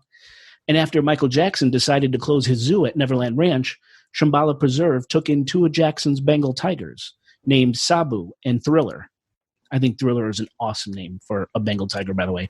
Yeah, it's not bad. That's pretty good. Yeah. Now, today, Tippi cares for 27 big cats and 2 African elephants. And her granddaughter, Dakota Johnson, of 50 Shades of Grey fame, helps her run the preserve. All the animals that Tippi's organization cares for were born and bred in the United States for entertainment purposes, like roadside zoos and private ownership. Shambhala Preserve receives the animals after they've been confiscated by California Fish and Game, the U.S. Department of Agriculture, the Society for the Prevention of Cruelty to Animals, and various humane societies. And after the shooting of Tiger King. And after the shooting of Tiger King, hey, maybe, I don't know. This is the perfect antithesis to that. Yes, this is a good one. This is a good preserve. Yes. Right. Now, Shambhala Preserve takes in these animals and cares for them until they die of natural cause, until they die, right? And I guess all's well that ends well in the saga of the most dangerous film ever created, wouldn't you say? Mm-hmm. Well, maybe not. Okay. COVID-19 restrictions are wreaking havoc on Shambhala Preserve. For an organization that depends on tour revenue, to have those tours suddenly stop doesn't mean that whatever happens inside Shambhala Preserve stops too. The big cats at Shambhala Preserve require thousands upon thousands of dollars a day for feeding, healthcare, and maintenance, not to mention the expense to get to staff the preserve with expert personnel to care for the cats. Mm-hmm. With no revenue coming in, right now, Shambhala Preserve finds itself in a very delicate financial situation, and its future is uncertain. So, what we've decided to do is any listener of the Supernatural Occurrence Studies podcast that joins our Patreon, between July 20th and midnight Central Time, July 31st, 2020, will donate your first full month's Patreon membership to the Shambhala Preserve. Or if you're currently a patron and you upgrade your membership to our top tier, we'll take that difference and donate that amount as well. Again, you have a chance to support a great cause until midnight Central on July 31st. Go to patreon.com/Supernatural Occurrence Studies Podcast, or click the Patreon link in this episode's show notes and help support the Shambhala Preserve and the Supernatural Occurrence Studies Podcast at the same time. What do you guys say? Now, do it. Do it. Yeah, fucking do it. Fucking do it. It's a good cause. I after researching the shit out of Roar and reading Tippi's story and really getting into the Shambhala Preserve, it actually pulled at my heartstrings. So, yeah, like you said, it's the antithesis of what everyone watched on Tiger King, right? Yes. It's a good thing. I felt horrible. I wanted to do something. Yeah, I think this could help. So let's switch gears and move from big cats to a big ass demon. Let's talk about The Exorcist. Since we mentioned Noel Marshall's involvement in The Exorcist, possibly raining down holy terror onto his production of Roar in the form of a curse, we have to talk a little bit about one of my all-time favorite movies, William Friedkin's December 26, 1973 horror masterpiece, The Exorcist. This movie is filled with so many iconic images and so many iconic lines, I just don't have the time to talk about them all. In fact, I'd like to do an entire episode where we just talk about and dissect The Exorcist. Well, you would love that in general, and we could do that for our live watch. Well, maybe the listeners would enjoy that too. Yeah. I don't know. Live watch, I love it. And I'm sure most of our listeners are familiar with The Exorcist, so I'm not going to go into great detail about the movie itself in this episode. Yeah, it's about pea soup. Yeah. Just know that The Exorcist is about an innocent tween-age girl named Regan MacNeil who plays with the Ouija board and contacts a spirit named Captain Howdy, who's really the ancient Mesopotamian demon god Pazuzu, a demon believed to be in control of the west and southwest winds, which brought famine during Mesopotamia's dry season, and in the rainy season, torrential storms and locusts. Pazuzu quickly takes control of Regan MacNeil, possessing her, transforming this once perfect, beautiful child into a hideous, foul-mouthed, violent, blasphemous wretch of a creature. And Pazuzu's goal is to shatter the faith of 2 Jesuit priests, using Regan's terrifying transformation to do so. After all, what kind of God would allow such a terrible thing to happen to an innocent, guiltless child? That's my take on the movie anyway. And it's really this concept of good versus evil played out in repulsive ways on screen to such a heightened degree, to a level never before seen on film, that gave rise to the belief that The Exorcist was cursed. All sorts of strange things happened to cast and crew throughout the filming of The Exorcist. So much so, in fact, that a Jesuit priest named Father Thomas M. King was regularly brought in to bless the cast, crew, and set in an attempt to rid the production of any evil spirits and bad energy. So let's take a look at some of the eerie happenings that plagued The Exorcist. Let's start with deaths. There are a number of deaths associated with the making of The Exorcist. There was the death of Jack Mcgowan, who played the boozy director named Burke Dennings in The Exorcist. Oh, yeah. Dennings was the guy who had his neck snapped and was thrown out of Regan MacNeil's bedroom while he was... that long-ass stairway, right? The long stairway, exactly. As he was babysitting Regan, this happened to him while he was babysitting Regan. Jack Mcgowan was a very accomplished actor with 75 acting credits to his name. And he died on January 30th, 1973 of complications from influenza, which he contracted while he was in London during a flu pandemic. Kind of a fitting story considering the times we're living in right now. McGowan's death came less than a year before The Exorcist was set to be released, and a week after he filmed the scene where he was killed by Pazuzu-possessed Regan. Oh, wow. Pretty weird, yeah. And a man named Barton Heyman, who played the character named Dr. Samuel Klein, a psychologist who had a small but important role in the film as he tried to determine whether or not Regan was experiencing something psychological rather than spiritual. Yeah, it was the science part of the movie. Yeah, this is a character whose crotch Regan grabs and crushes while she's sitting in his office undergoing psychological evaluation. Yeah. Barton Heyman died in 1996 of a heart attack.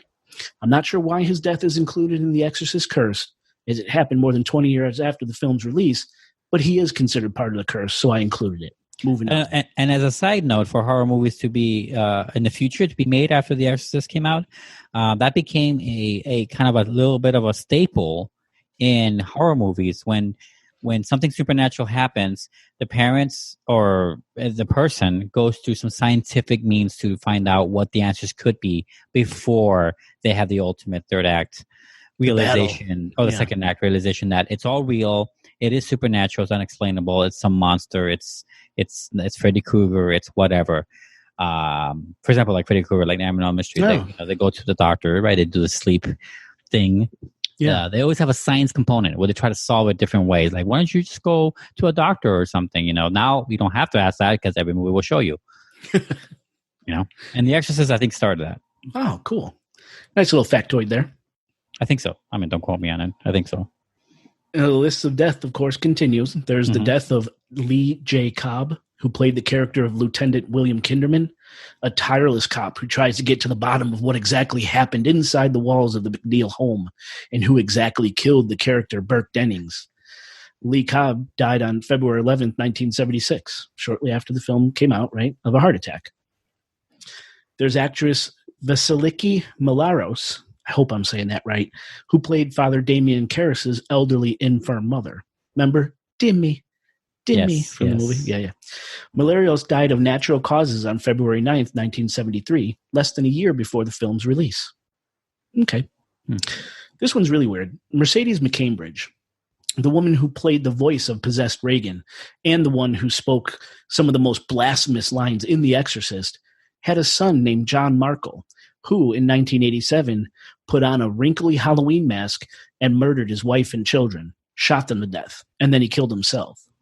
Apparently he was despondent over being caught committing fraudulent activity at his investment company. Markle was caught dumping firm money into his mother Mercedes' personal account. She was cleared of all wrongdoing. So this woman involved in The Exorcist did the voice of the demon, uttered some of the most blasphemous things you could imagine, had this happen to her son. The curse, right? Yeah. Also, I like their name, Mercedes Mccambridge. Oh, yeah. Yeah. It's fun to say. Rolls off the tongue. Yeah. Now, this one isn't a death, but it was damn close, and it was strange. While filming The Exorcist, Jason Miller, who played Father Damien Karras, his son, Jordan Miller, was struck by a motorcycle and nearly killed. As the story goes, Jordan and his father, Jason Miller, were playing on the beach when a motorcycle appeared out of nowhere and struck Jordan down. Oh, Jordan was hurt very badly, and ultimately, thankfully, he pulled through. Here's another strange incident that reportedly happened to Jason Miller. After a day of filming, Miller was casually walking down the street when a priest came out of nowhere and handed him a religious medallion and warned Miller that those who do things to reveal the devil for the trickster he is, the devil will seek retribution against you or that person, and he will try to stop what you're trying to do to unmask him.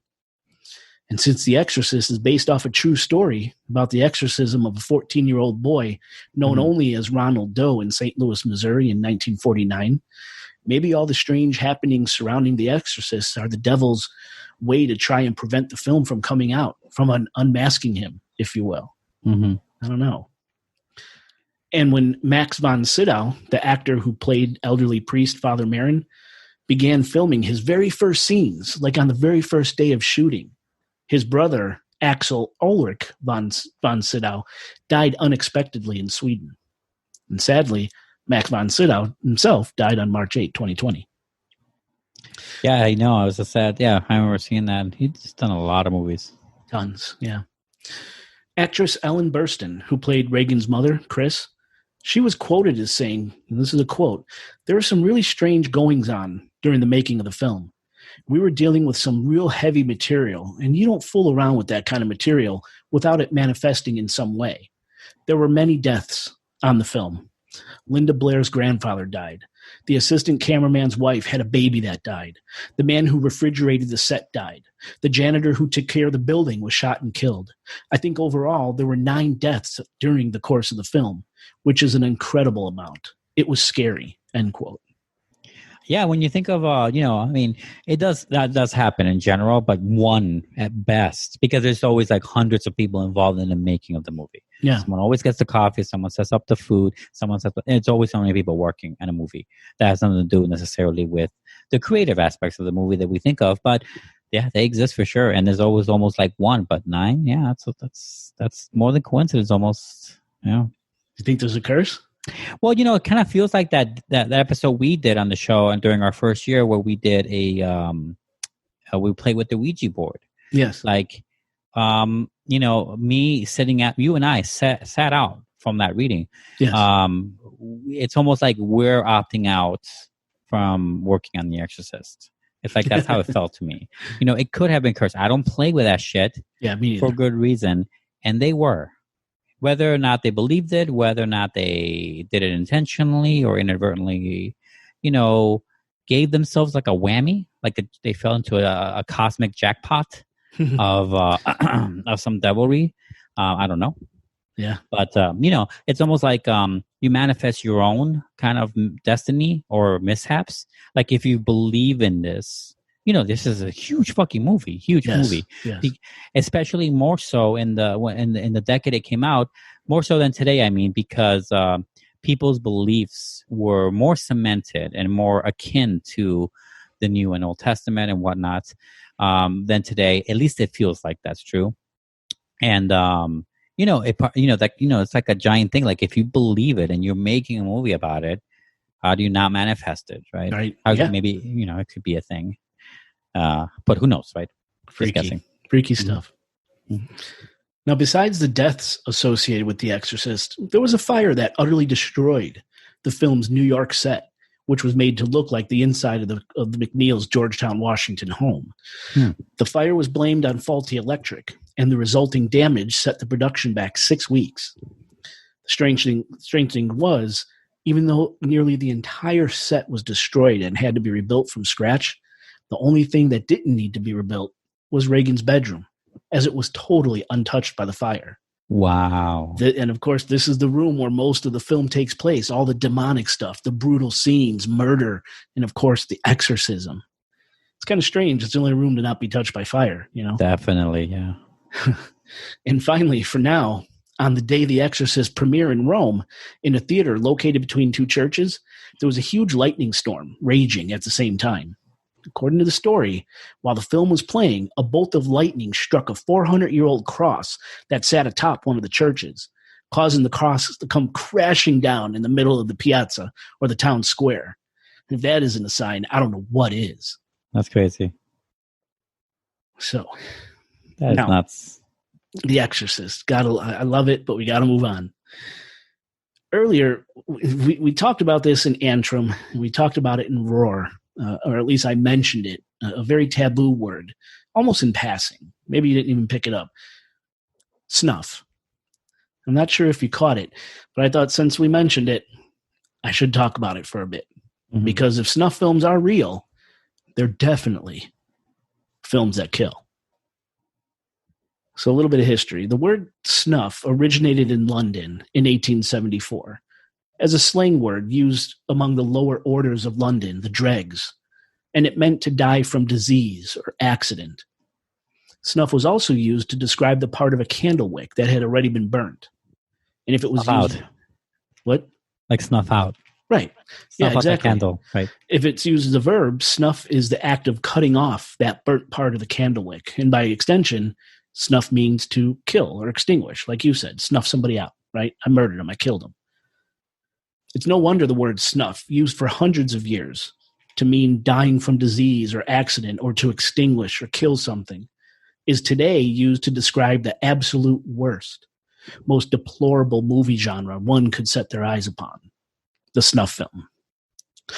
Now, a snuff film is described as any film or recorded footage which has been specifically commissioned by a paying client or a network of clients and or distributors, the context of which depicts an actual, unsimulated, on-screen murder. And this is a very important distinction, the commissioning of someone to be murdered on film. The criminal enterprise element is what separates snuff videos from a videotaped car accident, news footage from the front lines of war, a Netflix executing someone. Right. A Netflix documentary that shows a mutilated body as part of crime scene footage, or even the Zapruder film showing President Kennedy getting shot in the head. Those aren't examples of snuff. In order for a film to be considered snuff, someone must pay someone else to videotape an actual murder. Again, the criminal element aspect. The commissioned murder carried out on film is typically done in conjunction with sex, as in a perpetrator kills the person they're having sex with. They'll either stab the victim, shoot him in the head, strangle them, maybe cut their throat, some stupid fucking nonsense like that. Mm-hmm. I heard of one snuff film where the predator decapitated the woman he was having sex with as they were having sex. Just the most heinous, depraved shit you could possibly think of. Now, a Serbian film. They did that in that movie. Did they really? Yeah, they did. I refuse to watch that film. I mean, it's not a very good movie, so I wouldn't recommend it for quality. Yeah. Now, names of known snuff films are, well, there aren't any names because by all accounts, snuff films are an urban legend, an evil little urban legend, but just a legend nonetheless. There's not one iota of evidence proving the existence of a single snuff film. Not one. And believe me, I tried to find an example of a real snuff film. God help me, I tried. I thought if I could find at least one example, I probably wouldn't have given you guys the name of the film so as not to promote this bullshit, but I could have at least given you some sort of information that I felt confident about that said to you, yes, this is a real thing and here's how I know. I couldn't do it. I mean, Thank God I couldn't do it, right?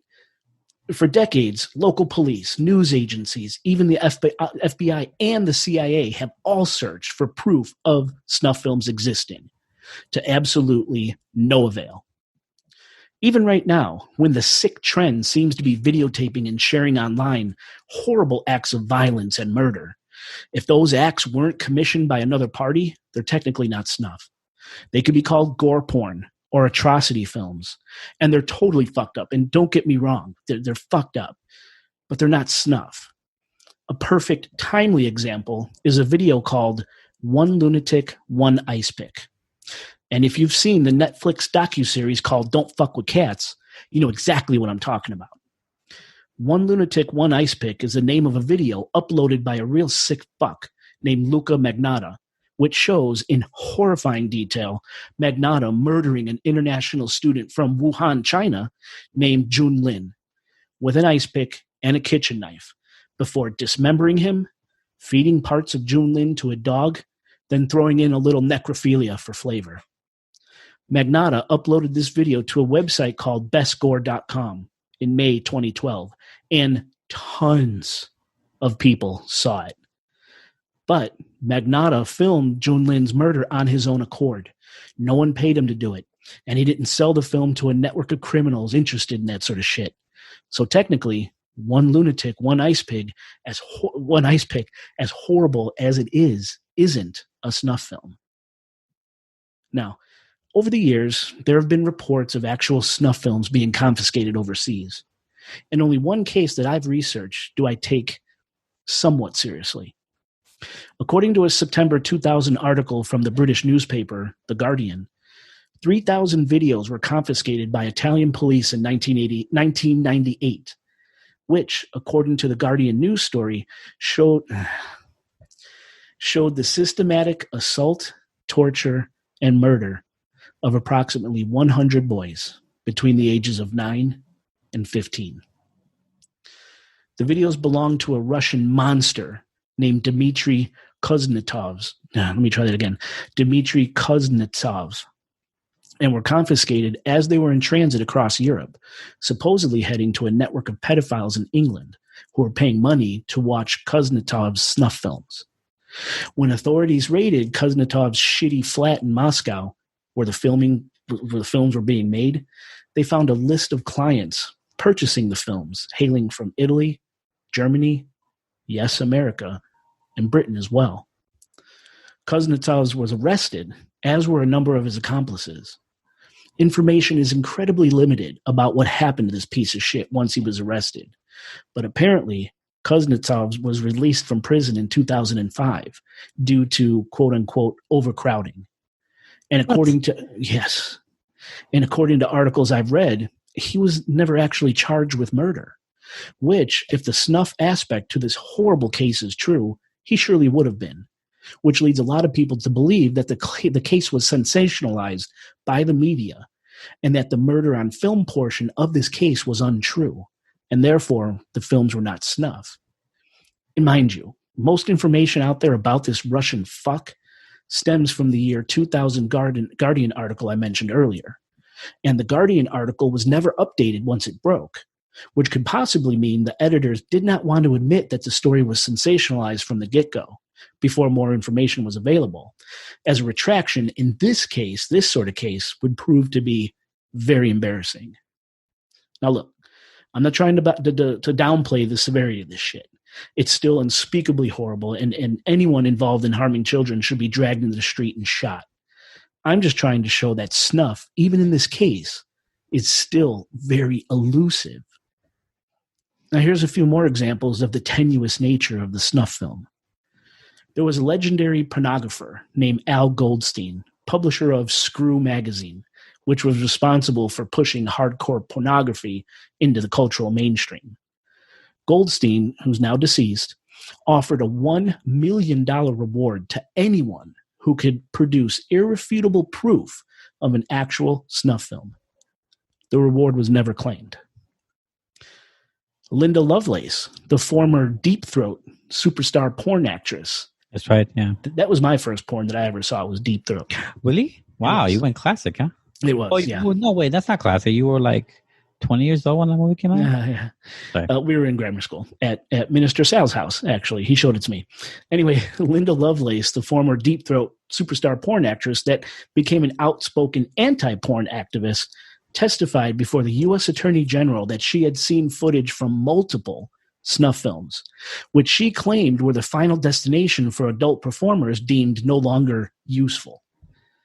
Despite Lovelace's shocking testimony, neither Lovelace nor any of her fellow ex-porn stars were able to produce any physical evidence to back up their claims. None.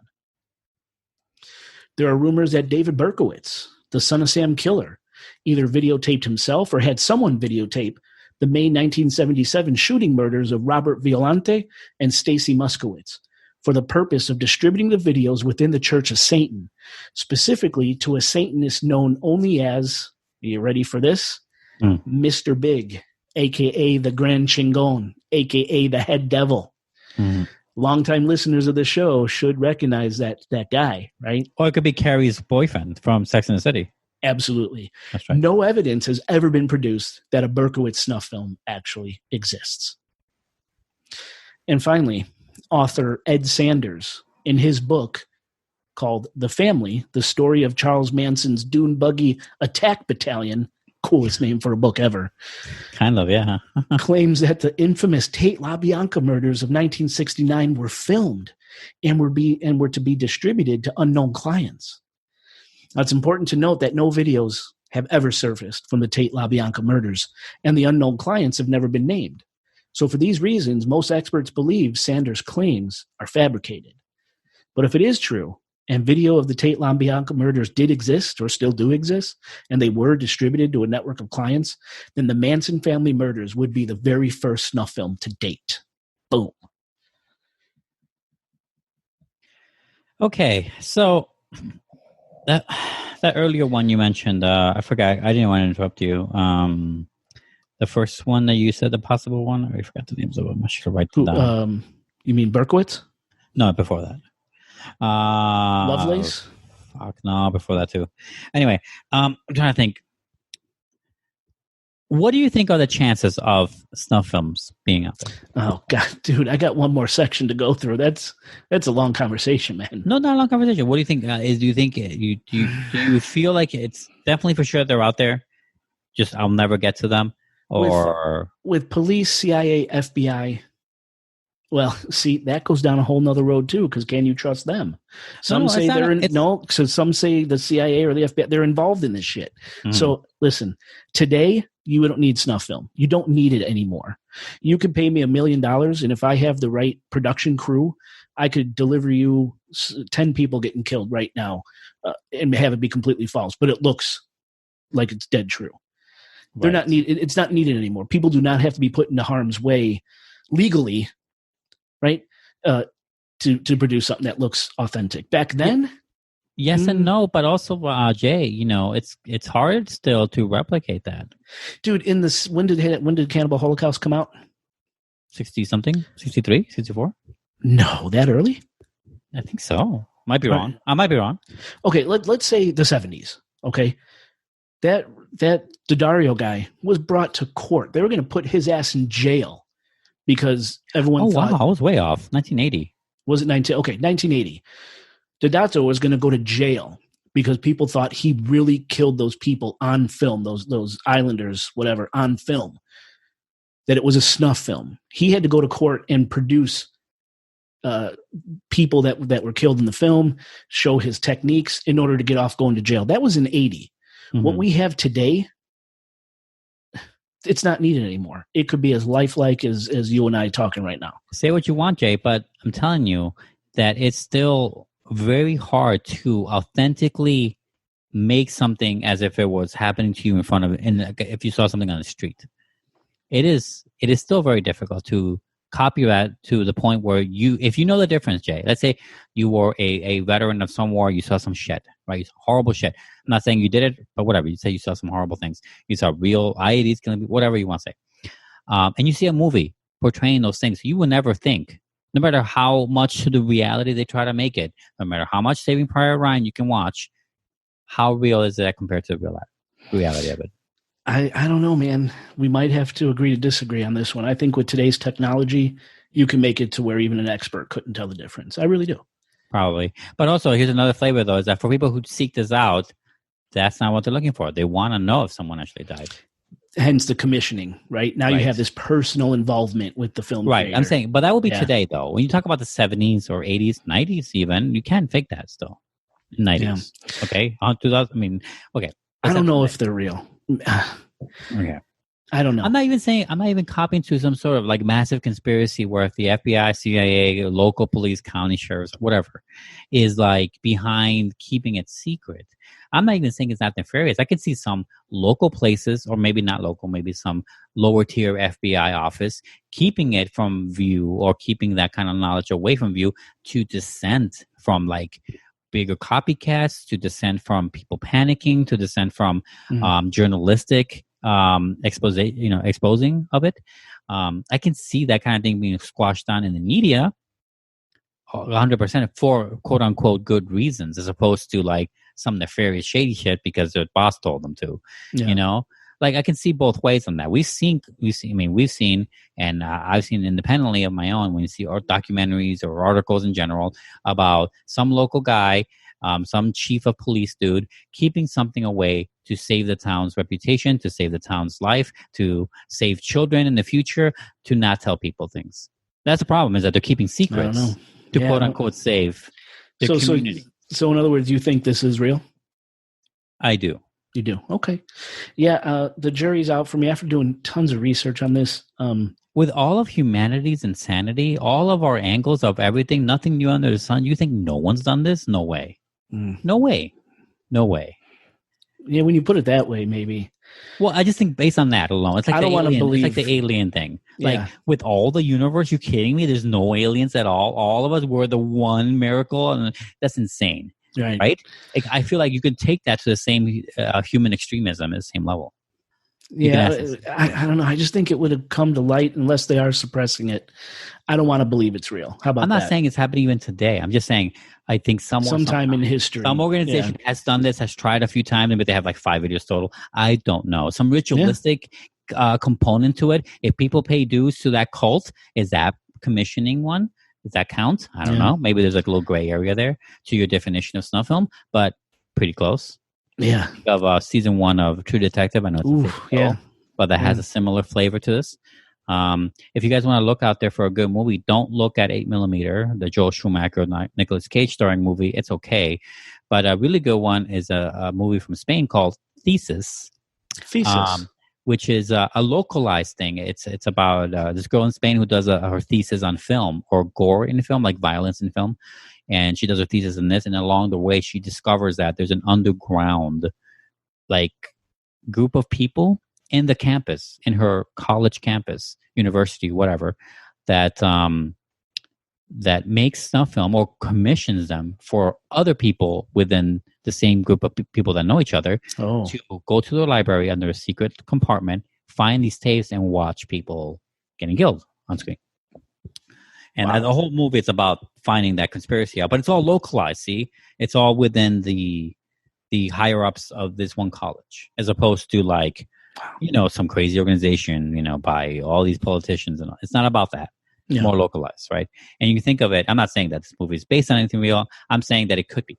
Yeah. In all of history, I'm sure it was done. Unfortunately, I'm sure it was done. And remember, we also talked about snuff a little bit when we covered Bohemian Grove. And that video, that dude that went in there with a camera, right? Well, Hunter S. Thompson was possibly involved in creating snuff film, and a young boy was killed at Bohemian Grove, supposedly for the purpose of a snuff film, which all tied into the Franklin cover-up, which ties into government, and it's nuts, it's fucking nuts. So I'm sure sometime in history, God help us all, it happened, Yeah. But according to policing agencies, it's fake. It's fake. We don't have any proof. Any proof. Unfortunately, you can say the same thing about those agencies saying the same thing about other things that we know are not to be true anymore. You're absolutely right. You can headline so many other examples from something much more realistic and in the now, like systemic racism, to a lot of other things that are smaller or more nefarious in nature that have come out to be true. Yeah. You know, when you think of the witch trials, for fuck's sake, or things that hide from the past, you know, they're not what they say. You're right. You know, and they're just trying to protect their image, trying to protect each other, whatever the fuck they're doing. Yeah. I could see this spinning off into its own entire episode. Probably, yes. I thought it would be. I thought it would be at one point. Not to say we won't, but we got to bring it to a close. And before I close this episode, I want to mention something that's quickly gaining popularity, especially considering the recent tragic death of 33-year-old actress Naya Rivera. Now, I know this isn't a movie, but I want to talk about something people are calling the Glee Curse. Now, the television show Glee, you know, I always like to give background. The television show Glee was an incredibly popular musical comedy teen drama that ran for 6 seasons on the Fox television network from May 19th, 2009 to March 20th, 2015. Glee centered around the fictitious William McKinley High School Glee Club called New Directions, and the club members' day-to-day issues regarding race, sexuality, relationships, building, suicide, you know, fairly typical high school stuff, all while club members are competing on the high school choir circuit. For our Gen X listeners, imagine if the cast of My So-Called Life sang show tunes and danced. Anyway, yeah, everyone knows what Glee is, Jay, I think. Okay. Anyway, again, while it was on the air, Glee was huge, racking up Golden Globe Awards, Primetime Emmy Awards, Teen Choice Awards, People Choice Awards, Best Television Series, you name it, Glee won it. Hell, I watched it for a while, and I loved it. But unfortunately, all the show tunes and dance numbers didn't stop the creeping rumor that Glee is cursed, as already 3 popular cast members have in real life died tragically. The first cast member to pass was Cory Monteith, who played Finn Hudson, the handsome, lovable ex-quarterback who passed away at age 31 on July 13th, 2013, at the Hotel Fairmont Pacific Rim in Vancouver, Canada. His death was caused by a lethal mix of heroin and alcohol.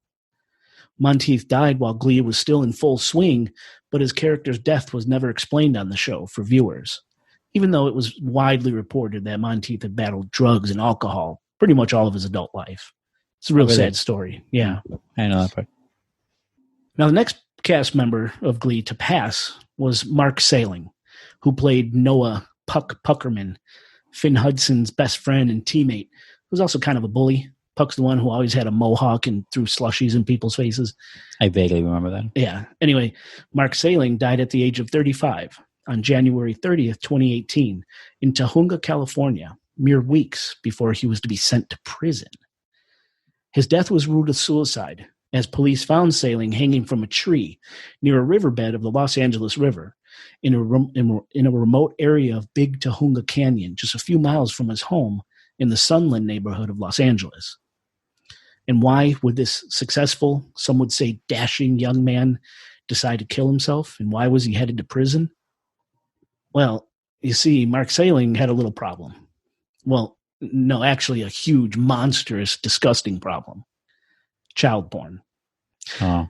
Salling was arrested on December 29th, 2015 for possessing 50,000 sexually charged images and videos of prepubescent child abuse victims, some as young as 3 years old, which were discovered on his laptop and on a thumb drive.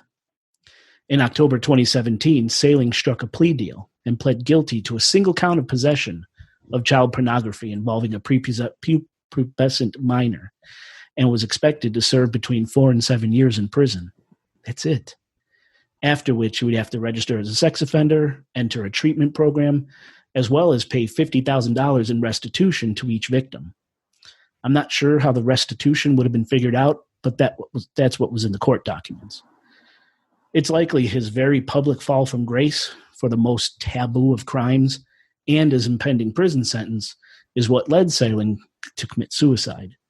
It's a fucked up story. Yeah. And of course, most recently, we have the tragic death of Naya Rivera.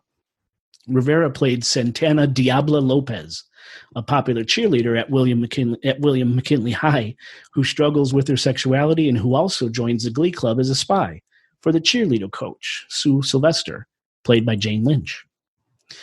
Rivera's role in Glee ramped up quickly, and her Santana character became a fan favorite. And sadly, on July 8th, 2020, Naya Rivera died from accidental drowning at age 33 while boating with her 4-year-old son, Jose, on Lake Piru in Los Angeles, California. Her body was found 5 days later on July 13th.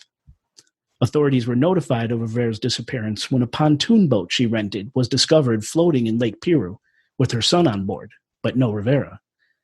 It's thought that when mother and son went swimming off the boat, the waters of Lake Piru got very rough, and in a last-ditch effort, Rivera fought to get her son back on board the boat to safety. She saved him, but by that time, she was too exhausted and couldn't save herself. This woman died a hero.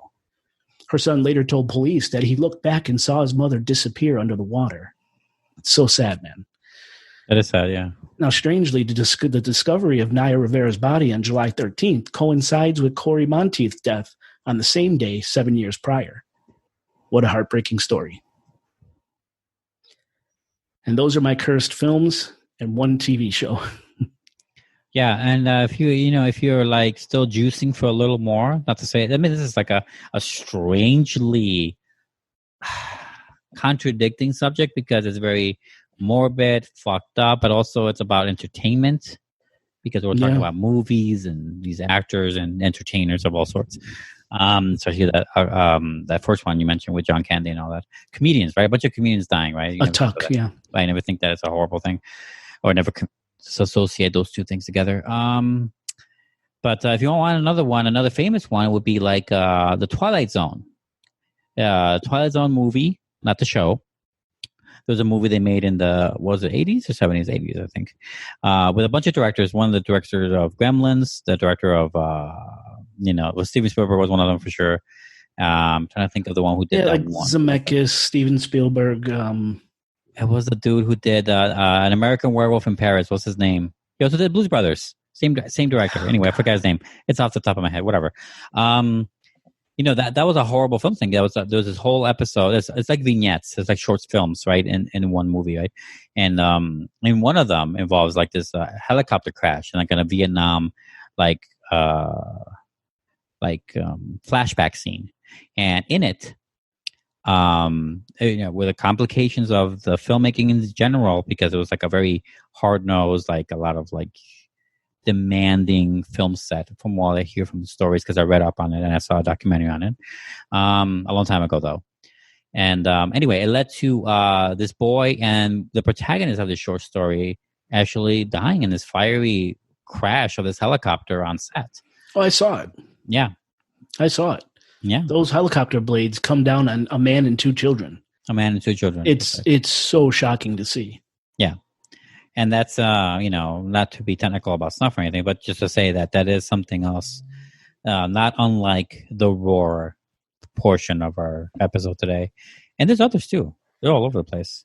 Really, like the Crow, it's like you one, the Brandon Lee one. That was a huge one that came out because it was tied to his father and his connections with the Chinese mob and other things. People were like abound with conspiracy theories. Oh, so much conspiracy about Brandon. There are movies that lean into that heavily, that believe in that, and there are movies that don't. So it's like, who knows, man? You're not there. You weren't there. You don't know for sure. But, that looks like it chalks up to a simple mistake. But who's carrying live rounds on a film set? Come on. Yeah. Right? Pretty shady. I think we could do a part 2 on this. We could probably do a part 3, 4, 5. There's so many. I'm just saying, there's so many to choose from. Yeah, there's so many. I just want to mention that there are so many. Yeah, Twilight Zone. I was toying with adding. Poltergeist. That's another one that's supposedly cursed. There's rumors about Amityville. Tons, just tons. Yeah, there is. There are. Yeah. But otherwise, though, I feel like I've said everything on these portions that I can think of. I just don't want to leave anything behind. But it's interesting to because movies, much like many aspects of our way of life, from electricity to driving to nowadays Facebook, right? It's so commonplace. Films, movies, entertainment, right? TV stuff. QB, God forbid, don't watch QB. all that stuff, super entertaining. It's always within us, even if you watch a little bit or watch a lot like I do, like Jay does with a lot of horror movies. It's something that we never really ever entertained the notion of it being like hazardous to us. Yeah, exactly. You know what I'm saying? Exactly. Never think of those things that way because it is our constant friend. My TV screen is on right now showing me a title of A Walk to Remember, which is on Netflix right now if you want to check it out. And I don't want to check it out. I saw it when it came out. It sucked. But, it's always on. It's our friend. It's everywhere. It's in here. It's in every app, right? And it's just interesting to think about all these titles that we're talked about today and what they explore, the nature of movies that can kill an audience, that can kill a cast member, that have killed cast members, that introduce ideas of cursed ideologies that may or may not be real, depending on the people who may be making it or the people who are watching it and believe it. Who knows? Just so many interesting avenues. Totally. And almost never thought of. And that's my point. When you're watching Always Sunny in Philadelphia, you don't think of how that could affect you in such a negative way, right? Like Antrum does. Or like Right. Yeah, absolutely. Anyway, just want to... So this was a good one? Yeah, I totally like it. Yeah, totally. It's a good idea. Awesome. Yeah, we're supposed to do it 2 weeks ago, guys. But Randonautica, this was the one that Randonautica took the place of. Yes, correct. No, it's a good choice, though. It's a good thing we postponed this one because... these are older stories. Randonautica is fresh. So correct. Totally. And I hope the listeners enjoyed it as well. As always, let us know. Contact at chicagoghostpodcast.com. Please do. And we very much hope to see you on Saturday, July 24th for our Antrum watch party. Check the show notes for further details on that and join us. Mm-hmm. Oscar, any last words? Nope. Let's get out of here. And we're out.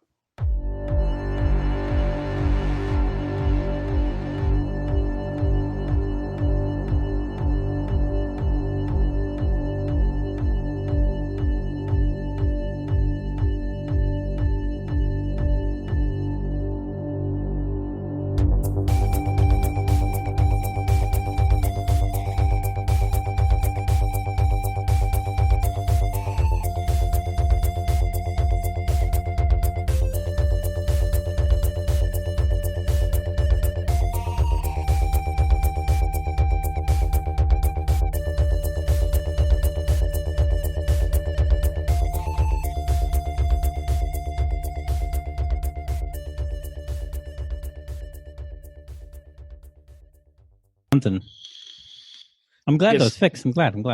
Oh, yeah. Say you're wearing a sweater. There's no way you'd be wearing a sweater. You'd be naked right now if it was still hot. It's fucking freezing in my office. Yeah. But I guess, what do they say? The sun shines on a dog's ass once in a while.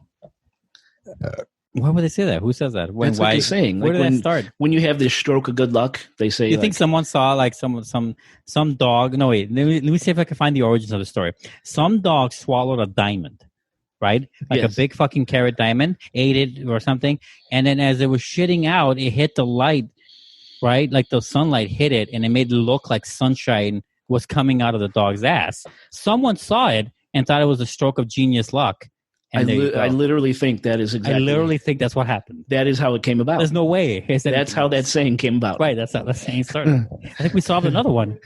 What, honey? Put that on the books. Say it again. Disgusting. Ask her if she's done any research for dreams, because I'm fucked.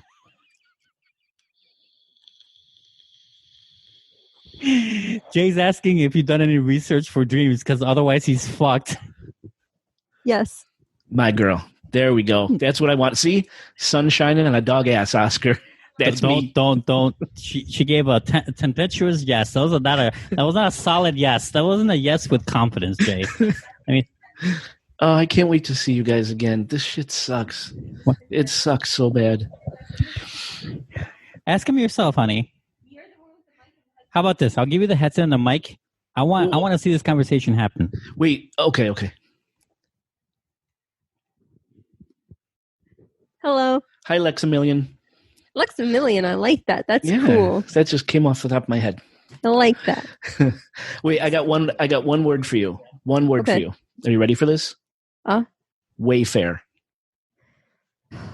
Dude. There's some shit going on. There is some shit going on. It's crazy. It is fucking bananas. There's no excuse. There's no way around that one. There's not. Did you see the pounds of it too? The pounds and the names? Yes. Yeah. How the products were named. Yeah. Like a fucking $20,000 pillow was named after a missing girl. Yeah. Yeah. What the fuck? Right. And Wayfair's like, well, we're what's the word? Where people could sell shit independently on their website, right? Like you have private Amazon sellers, right? Yeah. They're like, well, we can't control it. Motherfucker. Are you kidding me? Look into it then. Ugh. Yeah. Like you should have been seeing this go on.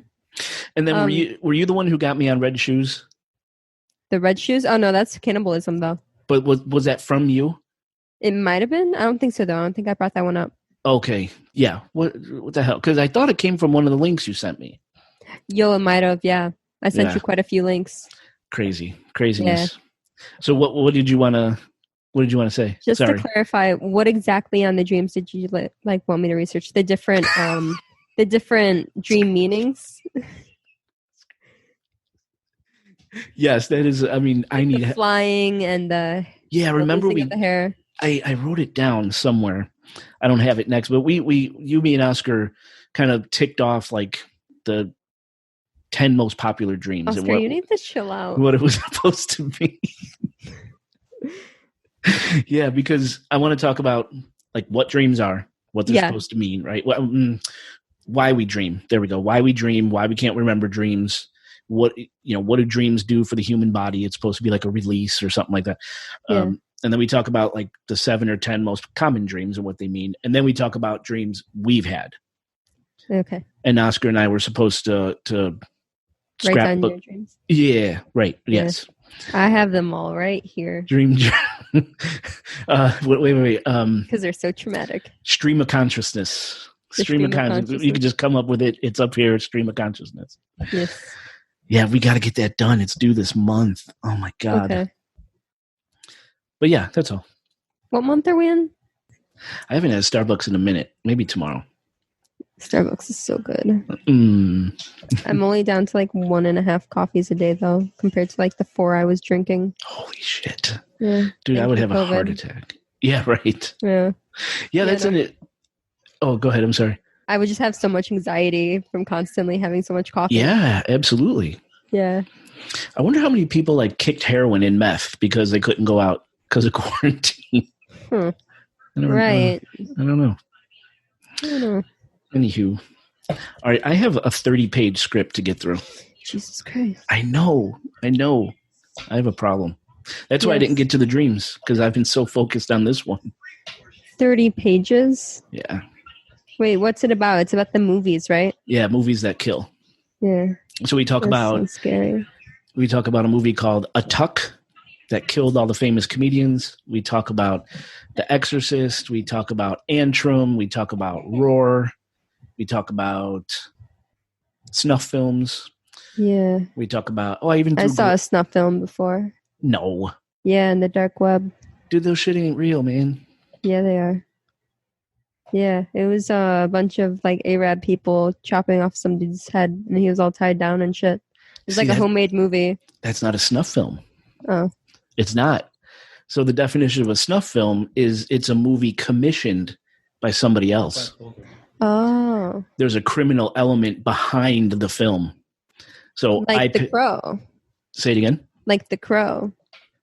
Was it their snuff in Crow? The dude died. And it was one of the, I think the prop dudes or someone on the film studio that changed the... Oh, you're talking about Brandon Lee. Yeah. You're talking about the death of Brandon. No, that doesn't count. Why? Doesn't count because it wasn't... So again, there has to be this criminal element. Someone has to pay you to make a movie, and then that movie is distributed to an individual or to a network of people that pay to see it. Well, I'm sure there's some out there, especially with all this adrenochrome stuff. Dude, I haven't found a reference to a single one. The FBI, the CIA, everyone's been involved, and there's not a single shred of evidence that they exist. Now, there's gore porn, there's atrocity videos, horrible shit, but by definition, they're not snuff. Serial killers videotaping their horrible acts. Yeah. It's made for their pleasure or to preserve their crime, not snuff. Yeah. Crazy, right? What about the Frazzle Drip video? I don't know. I've never heard of that one. What is it? Frazzle Drip? You haven't heard of Frazzle Drip? No.